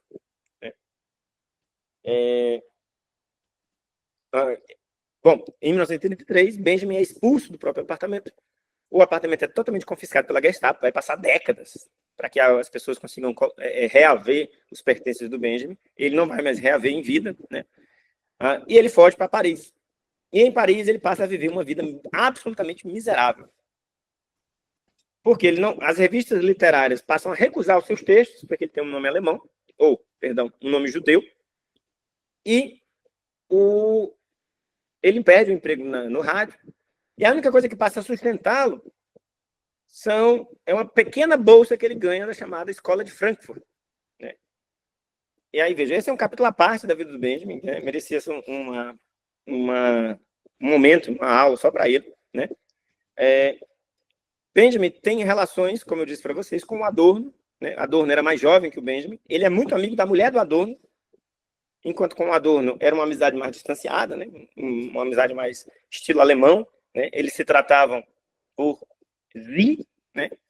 Que é como se fosse senhor. Né? Então imagina você chamando um amigo seu de senhor. Né? Parece algo impensável no Brasil. Né? Enquanto a mulher do Adorno, a Gretel, não, ele chamava ela de tu, né? Ou seja, de você. Né? Então era uma coisa mais próxima. Né? E aí, por influência do Adorno e de outros colegas, né, como Bloch, né, o Benjamin consegue uma posição na Escola de Frankfurt e passa a ganhar uma bolsa. Essa bolsa acabou sendo tanto a única forma dele se sustentar em Paris, embora ela fosse muito parca, né, mas também acabou se tornando motivo de muita dor de cabeça para o Benjamin. Por quê? Porque agora os textos dele passavam a ter um crivo dos frankfurtianos. E os editores frankfurtianos, muitas vezes, eram absolutamente intolerantes com o método peculiar de pensamento do Benjamin. E aí, veja, de 34 até 40, Benjamin vive em Paris. São 6 anos. Esses são os 6 anos mais difíceis do ponto de vista material da vida do Benjamin. E, ao mesmo tempo, são o tempo mais produtivo. Benjamin produziu alguns dos textos mais importantes do século XX na filosofia, né, nesse período. E aí, por exemplo, Benjamin chegava a praticamente mendigar almoço e janta com amigos, porque não tinha condição de sustentar. Em 1934, 35, se eu não me engano, ele chegou a morar num quarto de empregada que não tinha aquecimento, que era uma coisa absurda, terrível, né? Na Alemanha super fria, né? Na Alemanha, perdão, na Paris super fria, né? E aí, esse quarto, ele era numa espécie de porão, que tinha uma janelinha para a rua, onde ele viu os pés das pessoas passando. E como não tinha aquecimento, ele tinha que fechar as janelas, né? O que ficava extremamente sufocante. Né? E se ele abrisse, o barulho da rua também não ajudava. Né? Então, a descrição dele vivendo nesse muquifo, né, é extremamente desconfortável. Parece um absurdo, né? Comparado ao cara que teve uma infância tão rica, né, tão confortável do ponto de vista material. Né? E aí, vejam, mesmo com todas as dificuldades, perseguido pelo nazismo, né, falido, ele continuava produzindo incessantemente textos, né, dos mais interessantes do século XX. É dessa época, por exemplo, o texto que é talvez o primeiro grande texto a ter recepção pública em todo lugar do mundo, que é a obra de arte na era de sua reprodutibilidade técnica, que é o texto dele sobre cinema, que na verdade ele fala de cinema, mas ele fala muito mais de outras coisas, né? E principalmente ele cunha o conceito de aura nesse texto, que ele já tinha começado lá no Pequena História da Fotografia, que é um texto mais antigo dele. Esse texto é um dos motivos da briga dele com Adorno. Né? Adorno, ao receber o texto, detesta o texto, exige modificações, faz uma carta super mal-humorada, em que ele diz que no texto o Benjamin flerta com o fetichismo, né? De que o Benjamin tem um pensamento místico, né? Que ele não consegue se libertar, e rejeita o texto, né? Benjamin aceita fazer modificações, e aí, esse texto é um texto que tem muitas versões, né? Inclusive uma grande confusão de versões, né? As primeiras versões publicadas no Brasil, por exemplo, eram a segunda, mas o editor da época, o tradutor José Lino Grunewald, dizia que era a primeira, né? O Sérgio Paulo Rouanet também se enganou quando fez aquele texto Escolhidos, né? Publicou a terceira dizendo que era a segunda, e assim vai. Recentemente, numa edição feita pelo Márcio Seligman Silva, saiu pela LPM do texto original, o texto que foi rejeitado pelo Adorno, né? E mesmo a segunda versão do texto teve modificações que o Benjamin não aprovou, mas mesmo assim o Horkheimer e o Adorno fizeram. Eles cortaram vários trechos, substituíram por outros, né? Sendo que, nessa época, o Adorno e o Horkheimer já estavam nos Estados Unidos. Eles tinham conseguido o exílio e já estavam salvos, né, da Europa sob influência do totalitarismo nazista. Né? Sendo judeus, eles precisavam dessa salvaguarda, né, desse exílio. Né? E o Benjamin sonhava em conseguir um exílio em algum lugar. Só que o Benjamin não tinha uma inteligência prática de modo nenhum. Né? Por exemplo, Scholem continuava convidando o Benjamin para ir para Jerusalém. Se ele tivesse ido para Jerusalém, ele teria escapado, né, do nazismo. Mas ele não vai. Né? Mesmo ir para os Estados Unidos, Benjamin hesitava bastante. Inclusive, o Witt e o Eilenberg, eles dizem que essa hesitação quase patológica do Benjamin, essa indecisão a tomar decisões importantes, acabariam sendo fatais para ele. Inclusive, há uma história contada por um cara da USP, de que o Benjamin teria recebido um convite para vir para o Brasil, para ajudar a fundar a USP, junto com o Fernando Braudel. Né? Até onde essa história é verdade ou não, eu não sei. Né? Mas está num livro até respeitado, que é aquele Fisiognomia da Metrópole Moderna, do Willy Bolle, que é sobre o Benjamin. E o Benjamin teria recusado. Né? E a desculpa por que ele teria recusado é constrangedora para nós brasileiros. Né? Ele dizia que não queria ir para a barbárie. Né? Então, vejam só como o Benjamin pensava o mundo fora da Europa. Para ele, Jerusalém já era longe demais. Imagina só o Brasil, Estados Unidos. Nossa, para ele. Né? Claro que em Nova York ele encontraria o Horkheimer e o Adorno em uma comunidade intelectual refugiada judaica, né, que talvez ajudasse ele a se situar melhor. Né?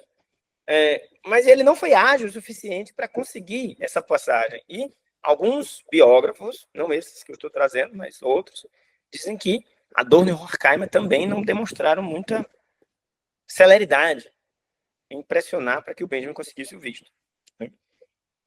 Bom, Benjamin consegue sobreviver a duras penas graças à generosidade de gente como, por exemplo, a Dora.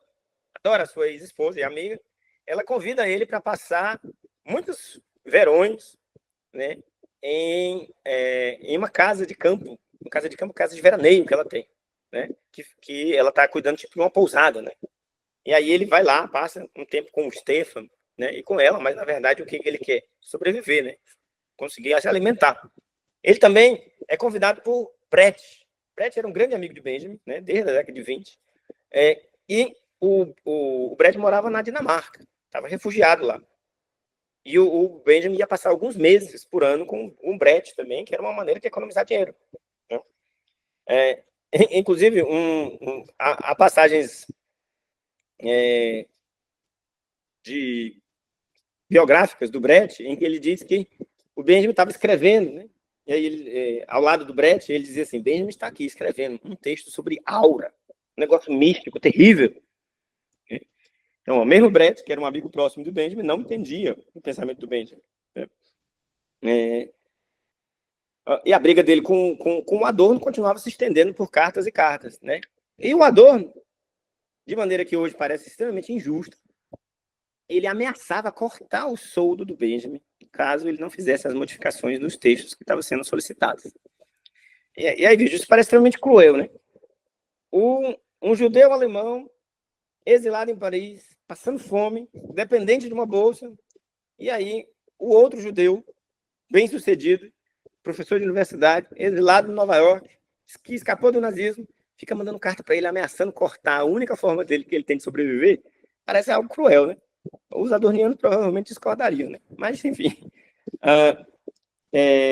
E aí Benjamin publica alguns textos sobre Baudelaire, por exemplo, como aquele sobre alguns temas em Baudelaire, né? Nesse período. Publica alguns excertos do Passagens, como aquele Paris, capital do século XX, capital do século XIX. Né? Publica o Narrador sai numa revista literária dessa época. Né? É um dos raros textos do Benjamin que ele consegue publicar, sob o nome dele mesmo. Os outros ele publicava sob pseudônimo, como o pseudônimo que ele usava na infância, né? Ardor. Né? E aí, alguns dos textos mais interessantes dele são desse período. E aí, finalmente, né, no final da vida, em 1939, 1940, né, Benjamin acaba encontrando, né, o seu fim por causa da invasão nazista. Né? Sim, Paris foi tomada pelos nazistas. Benjamin chegou a ser enviado para um campo de concentração. Campo de concentração não são invenção do nazismo. Né? Ele foi enviado para um campo de concentração, né, passou alguns meses lá ensinando filosofia para os prisioneiros. Né? E aí, quando sai do campo de concentração, graças à interferência de alguns amigos, já em 1940, né, ele, ao invés de fugir imediatamente de Paris, ele continua, renova o cartão da biblioteca, o bibliotecário era o Jorge Bataille, né, e retoma os trabalhos nas passagens como se nada tivesse acontecendo. Para muita gente, muitos analistas dizem que isso é uma falta de visão política do Benjamin. Para outros, como esses dois aqui, na verdade, isso era fidelidade a um programa. Sim. Um programa trágico, né? Ou seja, Benjamin optou por não sair. Né? Benjamin optou por ficar. Né? E isso acabou sendo fatal para ele, né? Porque os alemães, né, quebraram as fronteiras lá da França, invadiram Paris e ele teve que fugir às pressas para a Espanha. E aí, ali, numa cidadezinha, né, da fronteira da Espanha com a Alemanha, é uma cidade chamada Porto, o visto de entrada na Espanha do Benjamin foi negado, portanto, supostamente ele se entrega à Gestapo, e aí, numa pousada local, ele usou a dose de morfina que ele carregava no bolso, pelo menos desde 1932, lembra aquele testamento lá que ele disse que ia se matar? Né? Sim, ele carregava a pílula do suicídio no próprio bolso. Né? E aí ele toma essa pílula, agoniza lentamente, dolorosamente, durante horas, na madrugada do dia 26 para o dia 27 de setembro de 1940, e acaba morrendo. Né? E o suicídio dele meio que coroa uma trajetória errática e exemplar de um fracasso. Né? E aí um detalhe interessante. Assim como a vida do Benjamin foi errática, a vida dos textos dele também foi errática, foram erráticas. Né? Vários textos do Benjamin se perderam e só foram encontrados décadas depois. Até porque muitas vezes ele embalava os textos, grampeava, mandava para as revistas não davam resposta. Muitos originais que ele tinha foram confiscados pela Gestapo, né? Vocês lembram que ele fazia a cópia para manter um arquivo? Né? Isso foi confiscado pela Gestapo. Né? Alguns textos ele deixou com Bataille, inclusive, segundo o biógrafo dele aqui, as passagens ele deixou com Bataille. Né? As teses sobre o conceito de história, que é um dos últimos textos que ele fez, ele mandou para Hannah Arendt, ele mandou por carta para ela. Né? E alguns textos do Benjamin permaneceram perdidos por muito tempo. Né? E foram sendo redescobertos aos poucos. Né? Então, ele também teve vamos dizer assim, a sua existência de textos também foi uma existência errática. Né? E aí o Benjamin foi esquecido. Morreu, esqueceu. Só quem lembrava dele era o Adorno, o Horkheimer, o Locke, o Brecht, né, a Dora, e algumas pessoas mais próximas. E aparentemente ele não teria relevância nenhuma na intelectualidade europeia a partir de então. Né? Morreu aos 48 anos, muito antes de atingir a maturidade intelectual. E essa vida trágica, essa existência trágica, essa morte trágica acabou, né, com o tempo, criando uma aura em torno do Benjamin, né, como se a morte dele tivesse sido também exemplar. Por quê? Porque ele foi uma vítima do fascismo, né? Apesar de ter sido suicídio, né? A morte dele foi motivada por política, né? Por perseguição política. Né? Então ele teria sido vítima do fascismo, como foi interpretado depois. Né? E aí, quando acaba a Segunda Guerra Mundial, o Adorno faz uma obra em homenagem ao Benjamin. Essa obra passa batido, né? Ela tem um texto lá do Adorno sobre o Benjamin, né? Mas ela passa batido, sem grande repercussão, e aí o Benjamin aparentemente ia ser de fato esquecido, até que chega a década de 60. E aí, na década de 60, os textos do Benjamin são redescobertos aos poucos, principalmente o texto dele, a obra de arte na era de sua reprodutibilidade técnica, que se seguem outros, inclusive a publicação no Brasil é dessa época. Ferreira Goulart cita esse texto em francês, em 65, num dos livros dele, daquele lá, Vanguarda e Desenvolvimento, a cultura porta em questão. Né? E em 68, o crítico literário e cinematográfico e poeta concretista José Lino Grunewald publica uma das primeiras traduções em português da obra de arte na era de sua reprodutibilidade técnica. Logo, Benjamin é descoberto por uma série de intelectuais brasileiros, entre eles Flávio René Couto, Sérgio Paulo Rouanet e José Guilherme Melchior, e ele passa a ser celebrado em círculos intelectuais brasileiros na década de 70, com leituras que vão de chaves lukácsianas, né, a chaves mais marxistas, de um ponto de vista mais tradicional, né, e na década de 80 há um verdadeiro boom de Benjamin no Brasil. Então, com aquele texto, Obras Escolhidas, volume 1, que foi traduzido pelo Sérgio Paulo Rouanet, e com a tradução do Obra de Arte na era... o Drama Barroco Alemão, pela Brasiliense também, isso gera uma grande repercussão sobre o pensamento do Benjamin no Brasil. Inclusive, o Brasil rivaliza com os Estados Unidos como o país fora da Europa, fora da Alemanha, que mais recepciona Benjamin. Então, os brasileiros têm esse fascínio pelo Benjamin. Talvez essa ideia do pensamento fragmentário, né, do pensamento que toma o marginal e permite que esse elemento periférico estabeleça relações outras de conhecimento, né? Tudo isso causa um fascínio tão grande que faz com que o brasileiro seja apaixonado pelo Benjamin. Né? E um dos textos mais celebrados pelo Benjamin, do historiador, é o Tese sobre o Conceito de História, né? Que é o último texto do Benjamin, que é o testamento, pode-se dizer, do Benjamin. Né?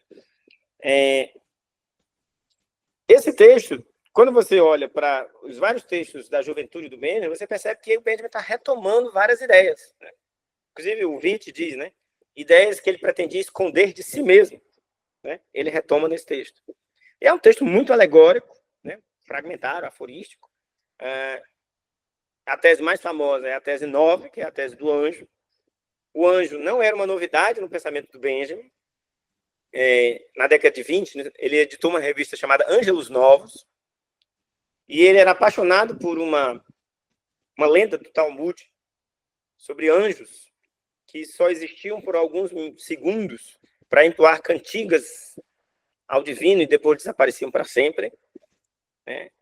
Então, essa ideia do anjo que aparece como um clarão e desaparece, essa ideia do lampejo de conhecimento que vem, ilumina e depois vai embora para sempre, é um choque, é muito comum no pensamento do Benjamin, né? E está relacionado com essa figura angelical que está na tese 9, né? Que é aquela tese que fala que o anjo se volta para o passado, né, e vê o passado como um monte de ruínas que se acumula até o céu. Né? E aí o desejo dele é voltar e recuperar, redimir esse passado em ruínas. Mas ele não consegue, porque um vento sopra do paraíso e empurra suas asas, né, e prende suas asas. E esse vento é o vento do progresso. Né? Essa é a tese, uma das teses mais famosas do Benjamin, né? Mais batidas, mais interpretadas. Né? E é importante ver, por exemplo, que essa figura do anjo é uma figura que aparece também no Drama Barroco Alemão, no livro. Quando ele analisa aquela gravura do Brecht, do Dürer, do Albert Dürer, lá do Barroco, né? Que é um anjo olhando para o horizonte, com papel e caneta na mão, né, aparentemente paralisado. Né? E aí aparece um morceguinho assim no horizonte com uma plaquinha melancolia. Né? Essa gravura do Dürer é conhecido como melancolia. Né? E esse anjo com asas pousadas, né, sem ação, seria um anjo que foi objeto de análise do Benjamin em um momento importante da vida dele, e, de certa forma, uma figura da melancolia que sempre aparece no Benjamin. Né? Como já deu para notar, a trajetória do Benjamin é uma trajetória muito ligada a um sentimento de perda de significado, perda de sentido, né? E que é muito afeita ao melancólico. Né? E aí, os estudiosos da melancolia, eles dizem, a gente vai poder explorar isso em textos, em encontros posteriores, que a melancolia ela gera uma aguda relação com o tempo. Por quê? Porque o melancólico ele sente, ele expressa um sentimento de perda em relação a um objeto, mas ele não sabe exatamente onde esse objeto está. Ele pode estar no passado, ele pode estar no presente, ou ele pode estar no futuro. Então, o melancólico é esse ser que rumina, olhando para baixo, olhando para o horizonte, um olhar perdido, procurando um objeto que ele não sabe direito onde está, mas que faz com que ele tenha uma relação aguda com o tempo, uma atenção redobrada com aspectos temporais do mundo. Né? E aí, vejam, o Benjamin é a personificação disso. Por quê? Ele, que nasceu sob o signo de Saturno, como dizia a Susan Sontag, de certa forma, é esse sujeito que tem uma relação aguda com o tempo, que tem uma preocupação aguda com as temporalidades, né? E por isso a contribuição dele para a disciplina História, apesar dele ser filósofo, né? E essa preocupação enorme, né? Do ofício, do que seria o ofício do historiador, do que seria o historiador materialista histórico, né? Já que o trabalho de passagens, as passagens que ele passou 13 anos dedicado e não terminou, seriam um trabalho de história, sua história do século XIX, né, segundo ele mesmo. Né? Então, essa preocupação com a teoria da história, essa preocupação com o tempo, está muito ligada a essa sensação de perda, essa sensação de objeto perdido, que é típica do melancólico. Né? Benjamin sempre foi um solitário, sempre foi um cara que não se encaixou em nada, sempre foi um cara que não teve sucesso na vida, em muitos aspectos, né? E que parecia sempre estar procurando algo que ele não sabia direito o que era. Né? Talvez se ele tivesse chegado à maturidade intelectual e publicado as passagens, a gente pudesse entender melhor, ou ele mesmo pudesse entender melhor o que ele buscava. Né? Enfim, essa é uma pequena introdução, gente, do ponto de vista biográfico, sobre o pensamento do Benjamin. E em encontros futuros, a gente vai trabalhar textos do próprio Benjamin, em que a gente vai poder explorar várias dessas ideias que foram colocadas aqui superficialmente. E aí, como eu disse para vocês, lá no início do encontro, Benjamin é um sujeito cuja biografia vale a pena a gente explorar para tentar entender os rumos do pensamento dele. Né? Diferente da maioria dos casos em que você se ater demais à biografia de um autor não parece produtivo para entender o pensamento desse autor, não necessariamente isso é verdade, né? Não necessariamente isso é um ato realmente eficaz do ponto de vista de entender a obra do sujeito, mas para o caso do Benjamin parece que isso vale, né? Já que ele é um sujeito assim tão peculiar, né? Criança prodígio, filho de uma burguesia rica, que começou a escrever muito cedo e cujos elementos que só seriam desenvolvidos décadas depois aparecem muito cedo na sua própria obra, como se ele tivesse um programa já desde sempre, né, do que ele gostaria de escrever, né, e ele sempre soube desde os 10 anos de idade que queria ser um escritor, que queria ser um intelectual, que queria ser um literato, que queria ser um filósofo. Né. A trajetória errática dele, as decisões, né, desastradas, os erros, né, que acabaram levando ele a um fim trágico, né, e a própria circunstância histórica, contexto histórico em que ele viveu, né, que foram contexto de perseguição política, né, de racismo institucional, e que deu a ele essa trajetória tão peculiar e errática, né, e ao mesmo tempo tão sintomática de um determinado momento do século XX. Né. Então, agora, nesses últimos 20 minutos, né, eu gostaria de ouvir vocês, né, quais são as impressões que vocês tiveram dos textos, quais são as impressões que vocês tiveram da minha fala. Se vocês quiserem fazer algum comentário, pergunta, né? Esse é o momento.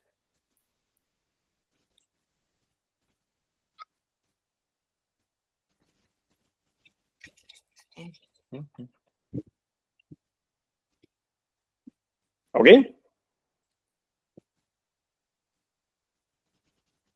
Tirar um print aqui da tela. Tirar um print aqui no computador. Melhor. Eliel?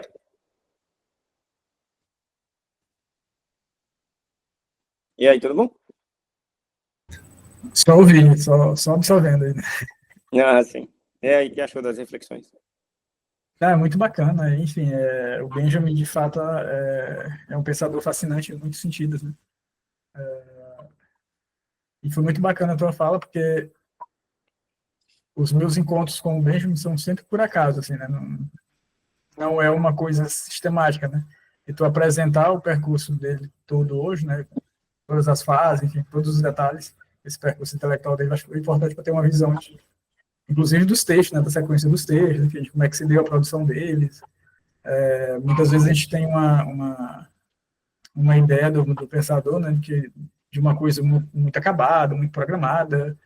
Embora ele tivesse um programa desde cedo, né, a forma que ele vai construindo esse programa é muito se adaptando às circunstâncias, né? Ou seja, escrevendo um texto para um jornal para sobreviver, escrevendo uma coisa ali para uma outra coisa, criando um método muito peculiar que a banca ferra com ele porque não entende, né? Então, são coisas bem interessantes e que cria essa aura toda em torno dele, assim, de um intelectual coerente, né? Outra coisa que me chamou a atenção e que me deixou interessado é essa aproximação dos frankfurtianos, de modo geral, com o Nietzsche, né? Que é uma coisa. Para quem leu, eu tenho leituras do Nietzsche, né? Dos frankfurtianos, não, né? Meu encontro com os frankfurtianos, de fato, é meio ao acaso, né? Mas a gente sabe, por conta dessa relação do Nietzsche com o nazismo que a irmã construiu, ele não é assumido pelos que ele influenciou, embora essa influência seja muitas vezes bastante evidente, né? Então, saber que tem essa relação deles ali, enfim, uma relação que a gente suspeita, mas que não tinha como provar porque não tem as leituras, né? No caso dos frankfurtianos, é bem bacana. Enfim, são autores que são interessantes do ponto de vista do método de pesquisa, do ponto de vista da escrita, dessa proximidade da filosofia com a literatura, da filosofia com outras áreas, né? Eu acho que é uma coisa que falta para a gente, universitário, do modo geral, hoje, né? Os nossos, usando Nietzsche, né? Os nossos textos não comovem ninguém, porque eles falam de coisas que não é da vida ali, né? Então, são coisas... E aí a gente olha para os textos do Benjamin, que aparentemente parecem banais, né? Falando de coisas, sei lá, né? Passagens, né? Coisas cotidianas, né? Mas o mérito está nisso, né? De você trazer a reflexão para uma coisa com aderência, na realidade, né? Não falar do sistema platônico, do imperativo categórico kantiano. Estou lendo uma tese para uma banca aqui, né?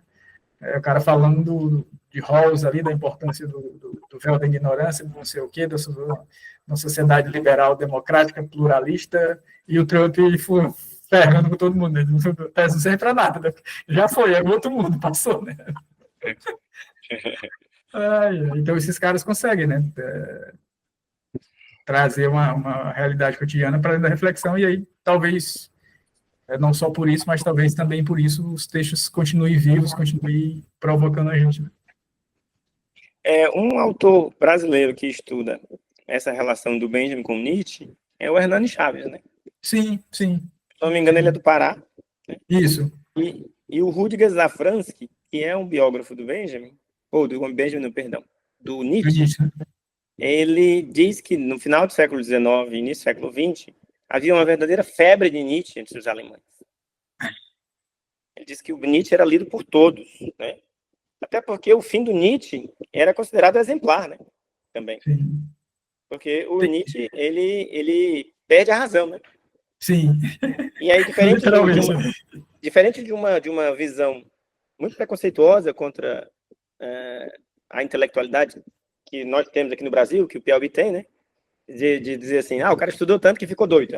Né? Para os alemães, Nietzsche tinha sido o cara que tinha apostado tão alto na filosofia que ele tinha perdido a própria razão.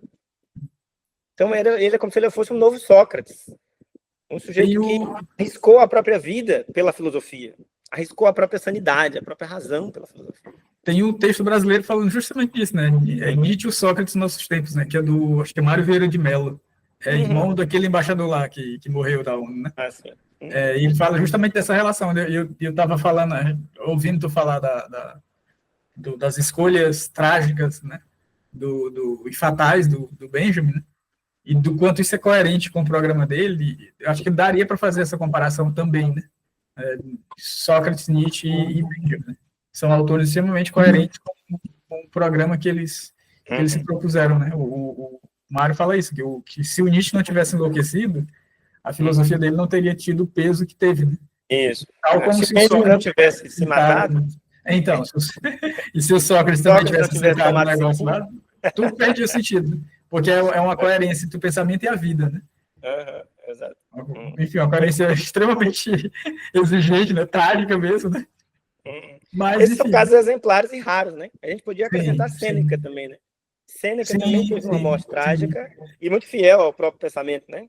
Ele foi morto pela soldadesca de Nero, né?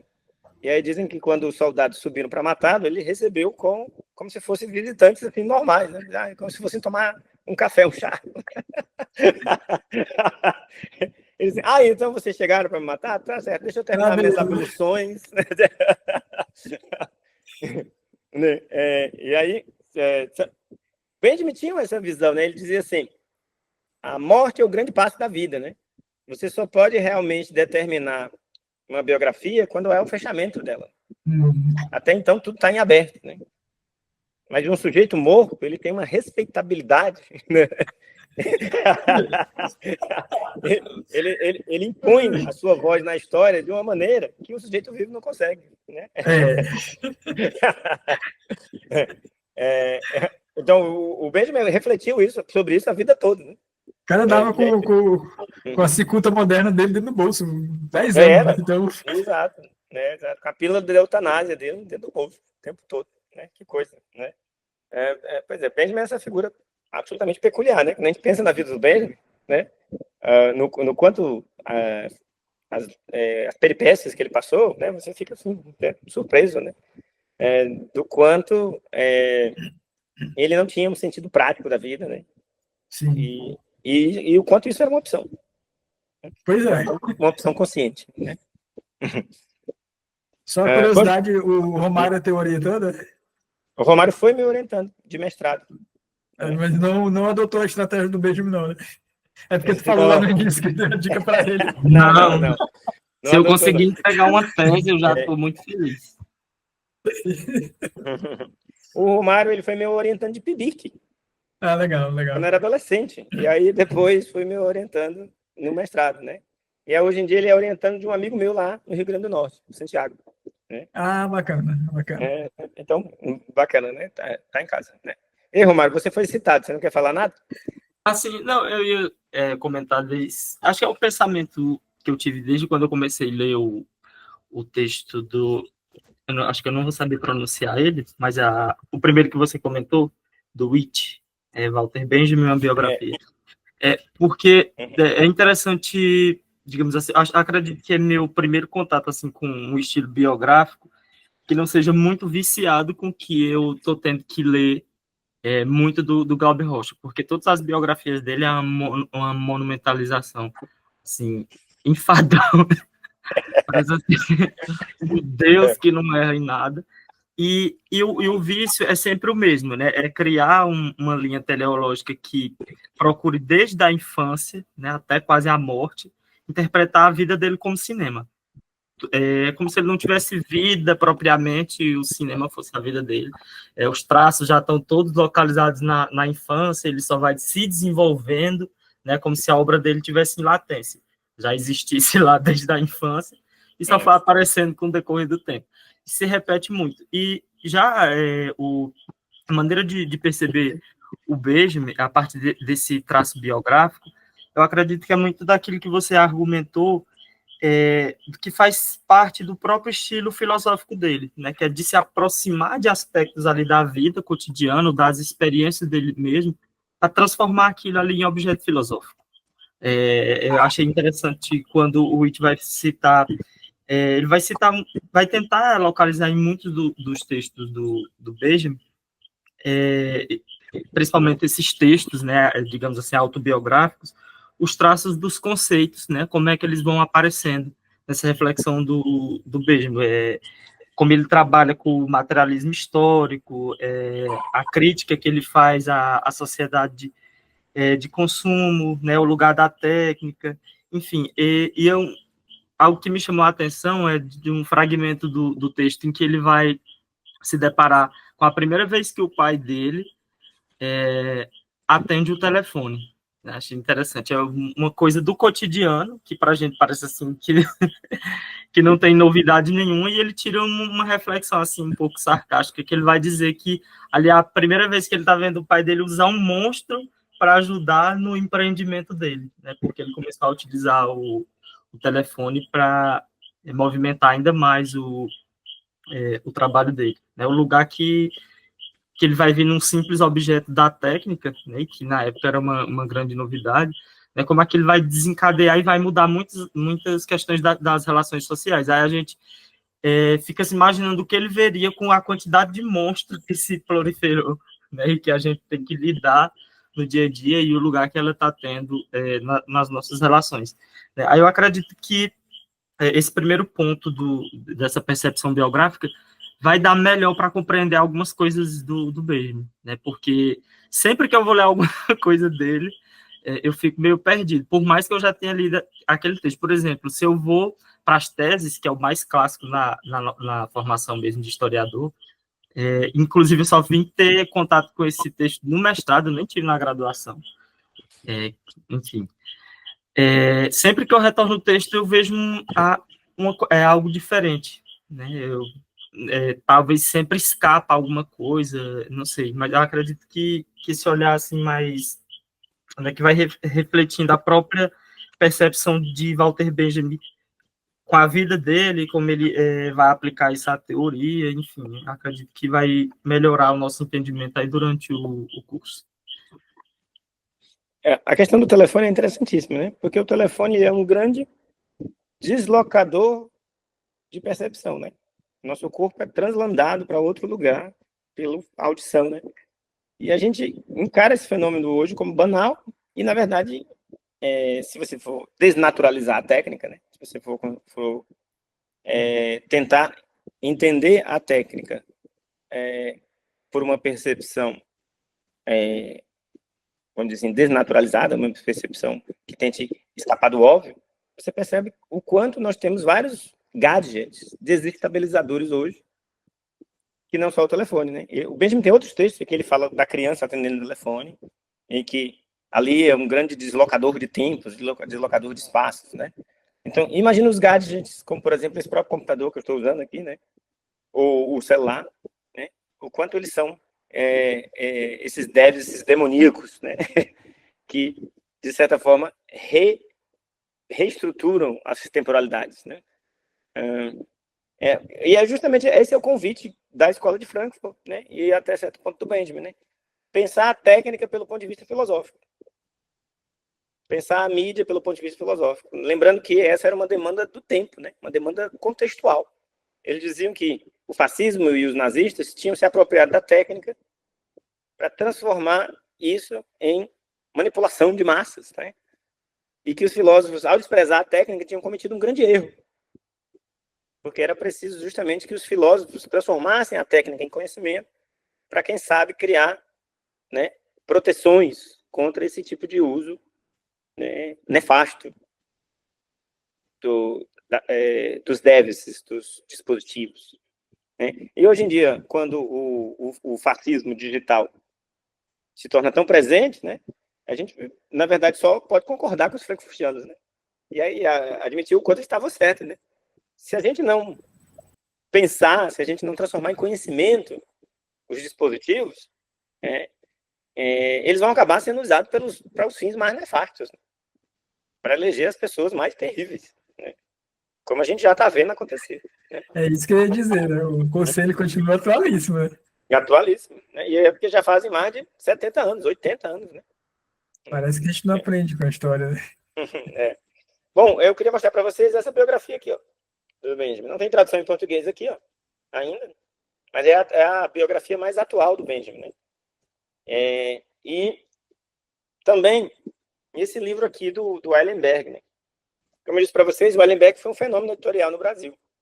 E aí, logo quando saiu o primeiro, que é esse Tempo de Mágicos, lançaram logo o segundo, que é esse As Visionárias, né?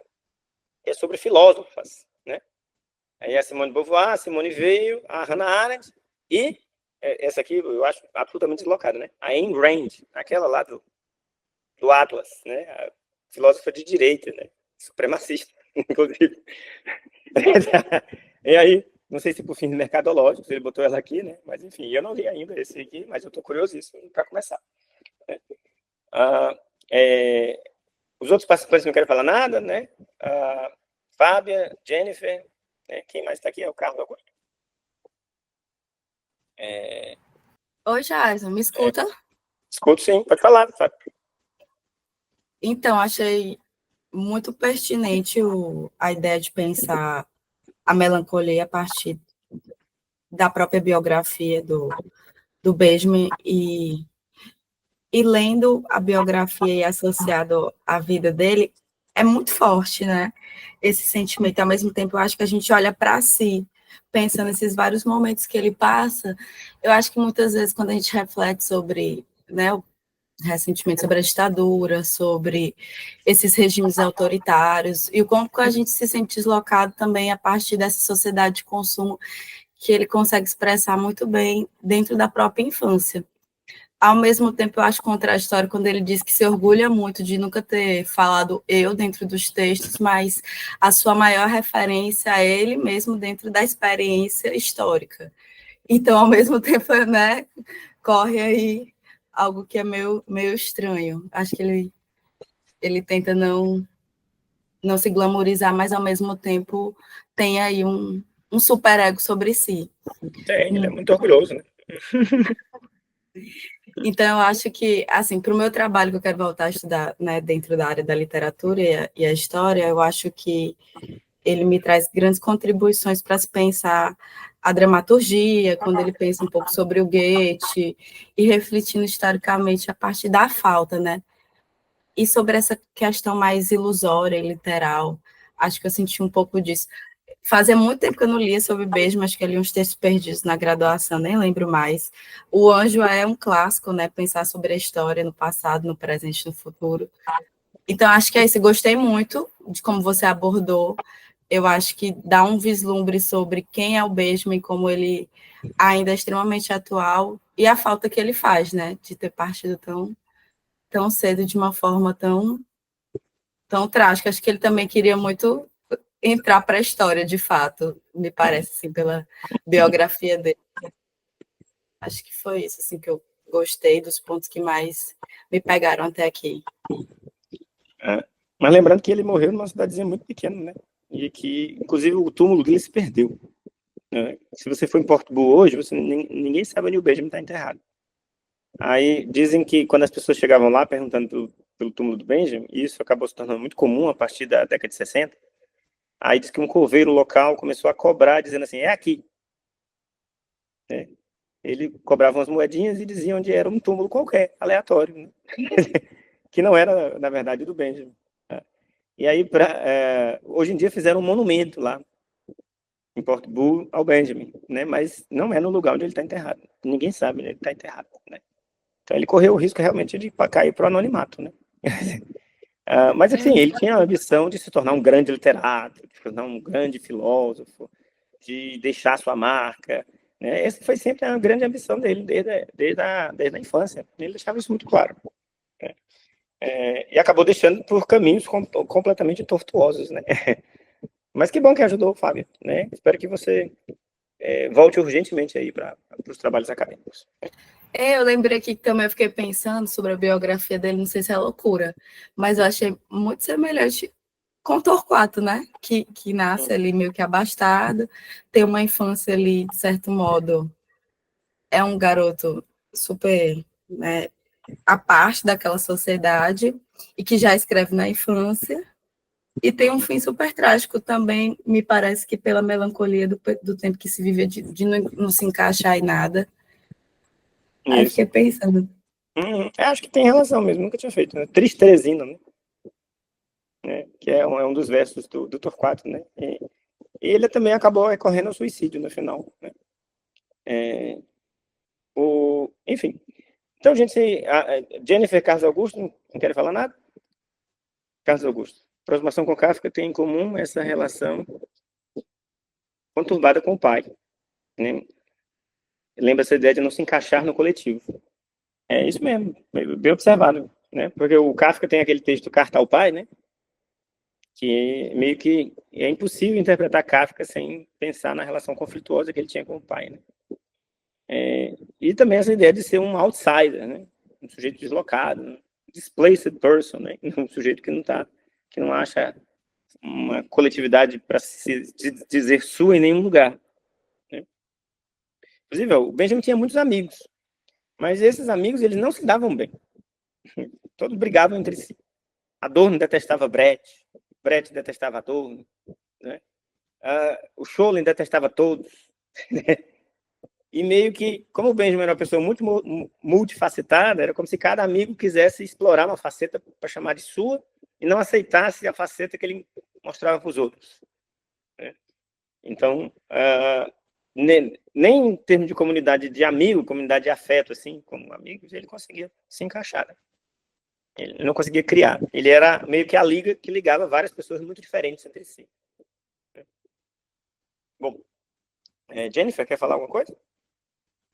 Não sei se ela está aí. Bom, gente, eu vou encerrando. Caso vocês tenham mais alguma contribuição, vocês podem mandar pelo Zap, mandar no grupo, mandar privado, mandar e-mail, seja o que for.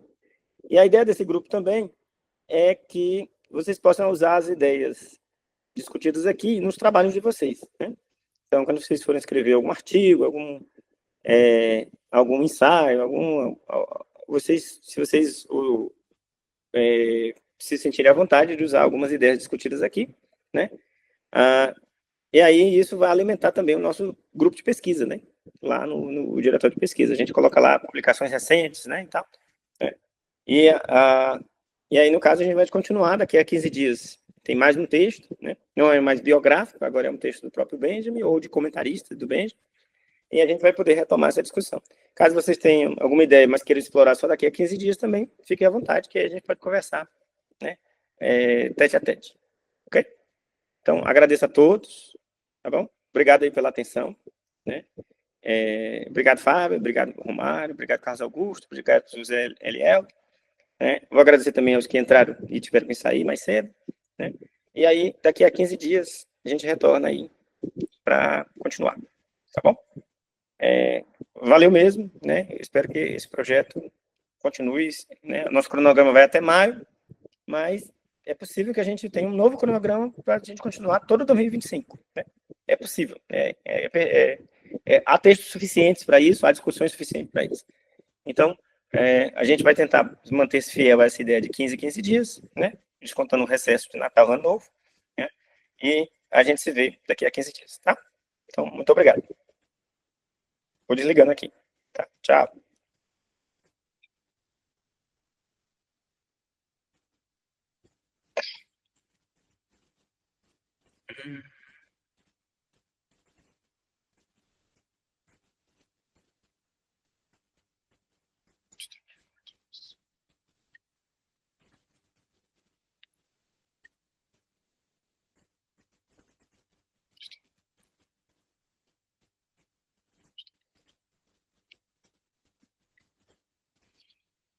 Pode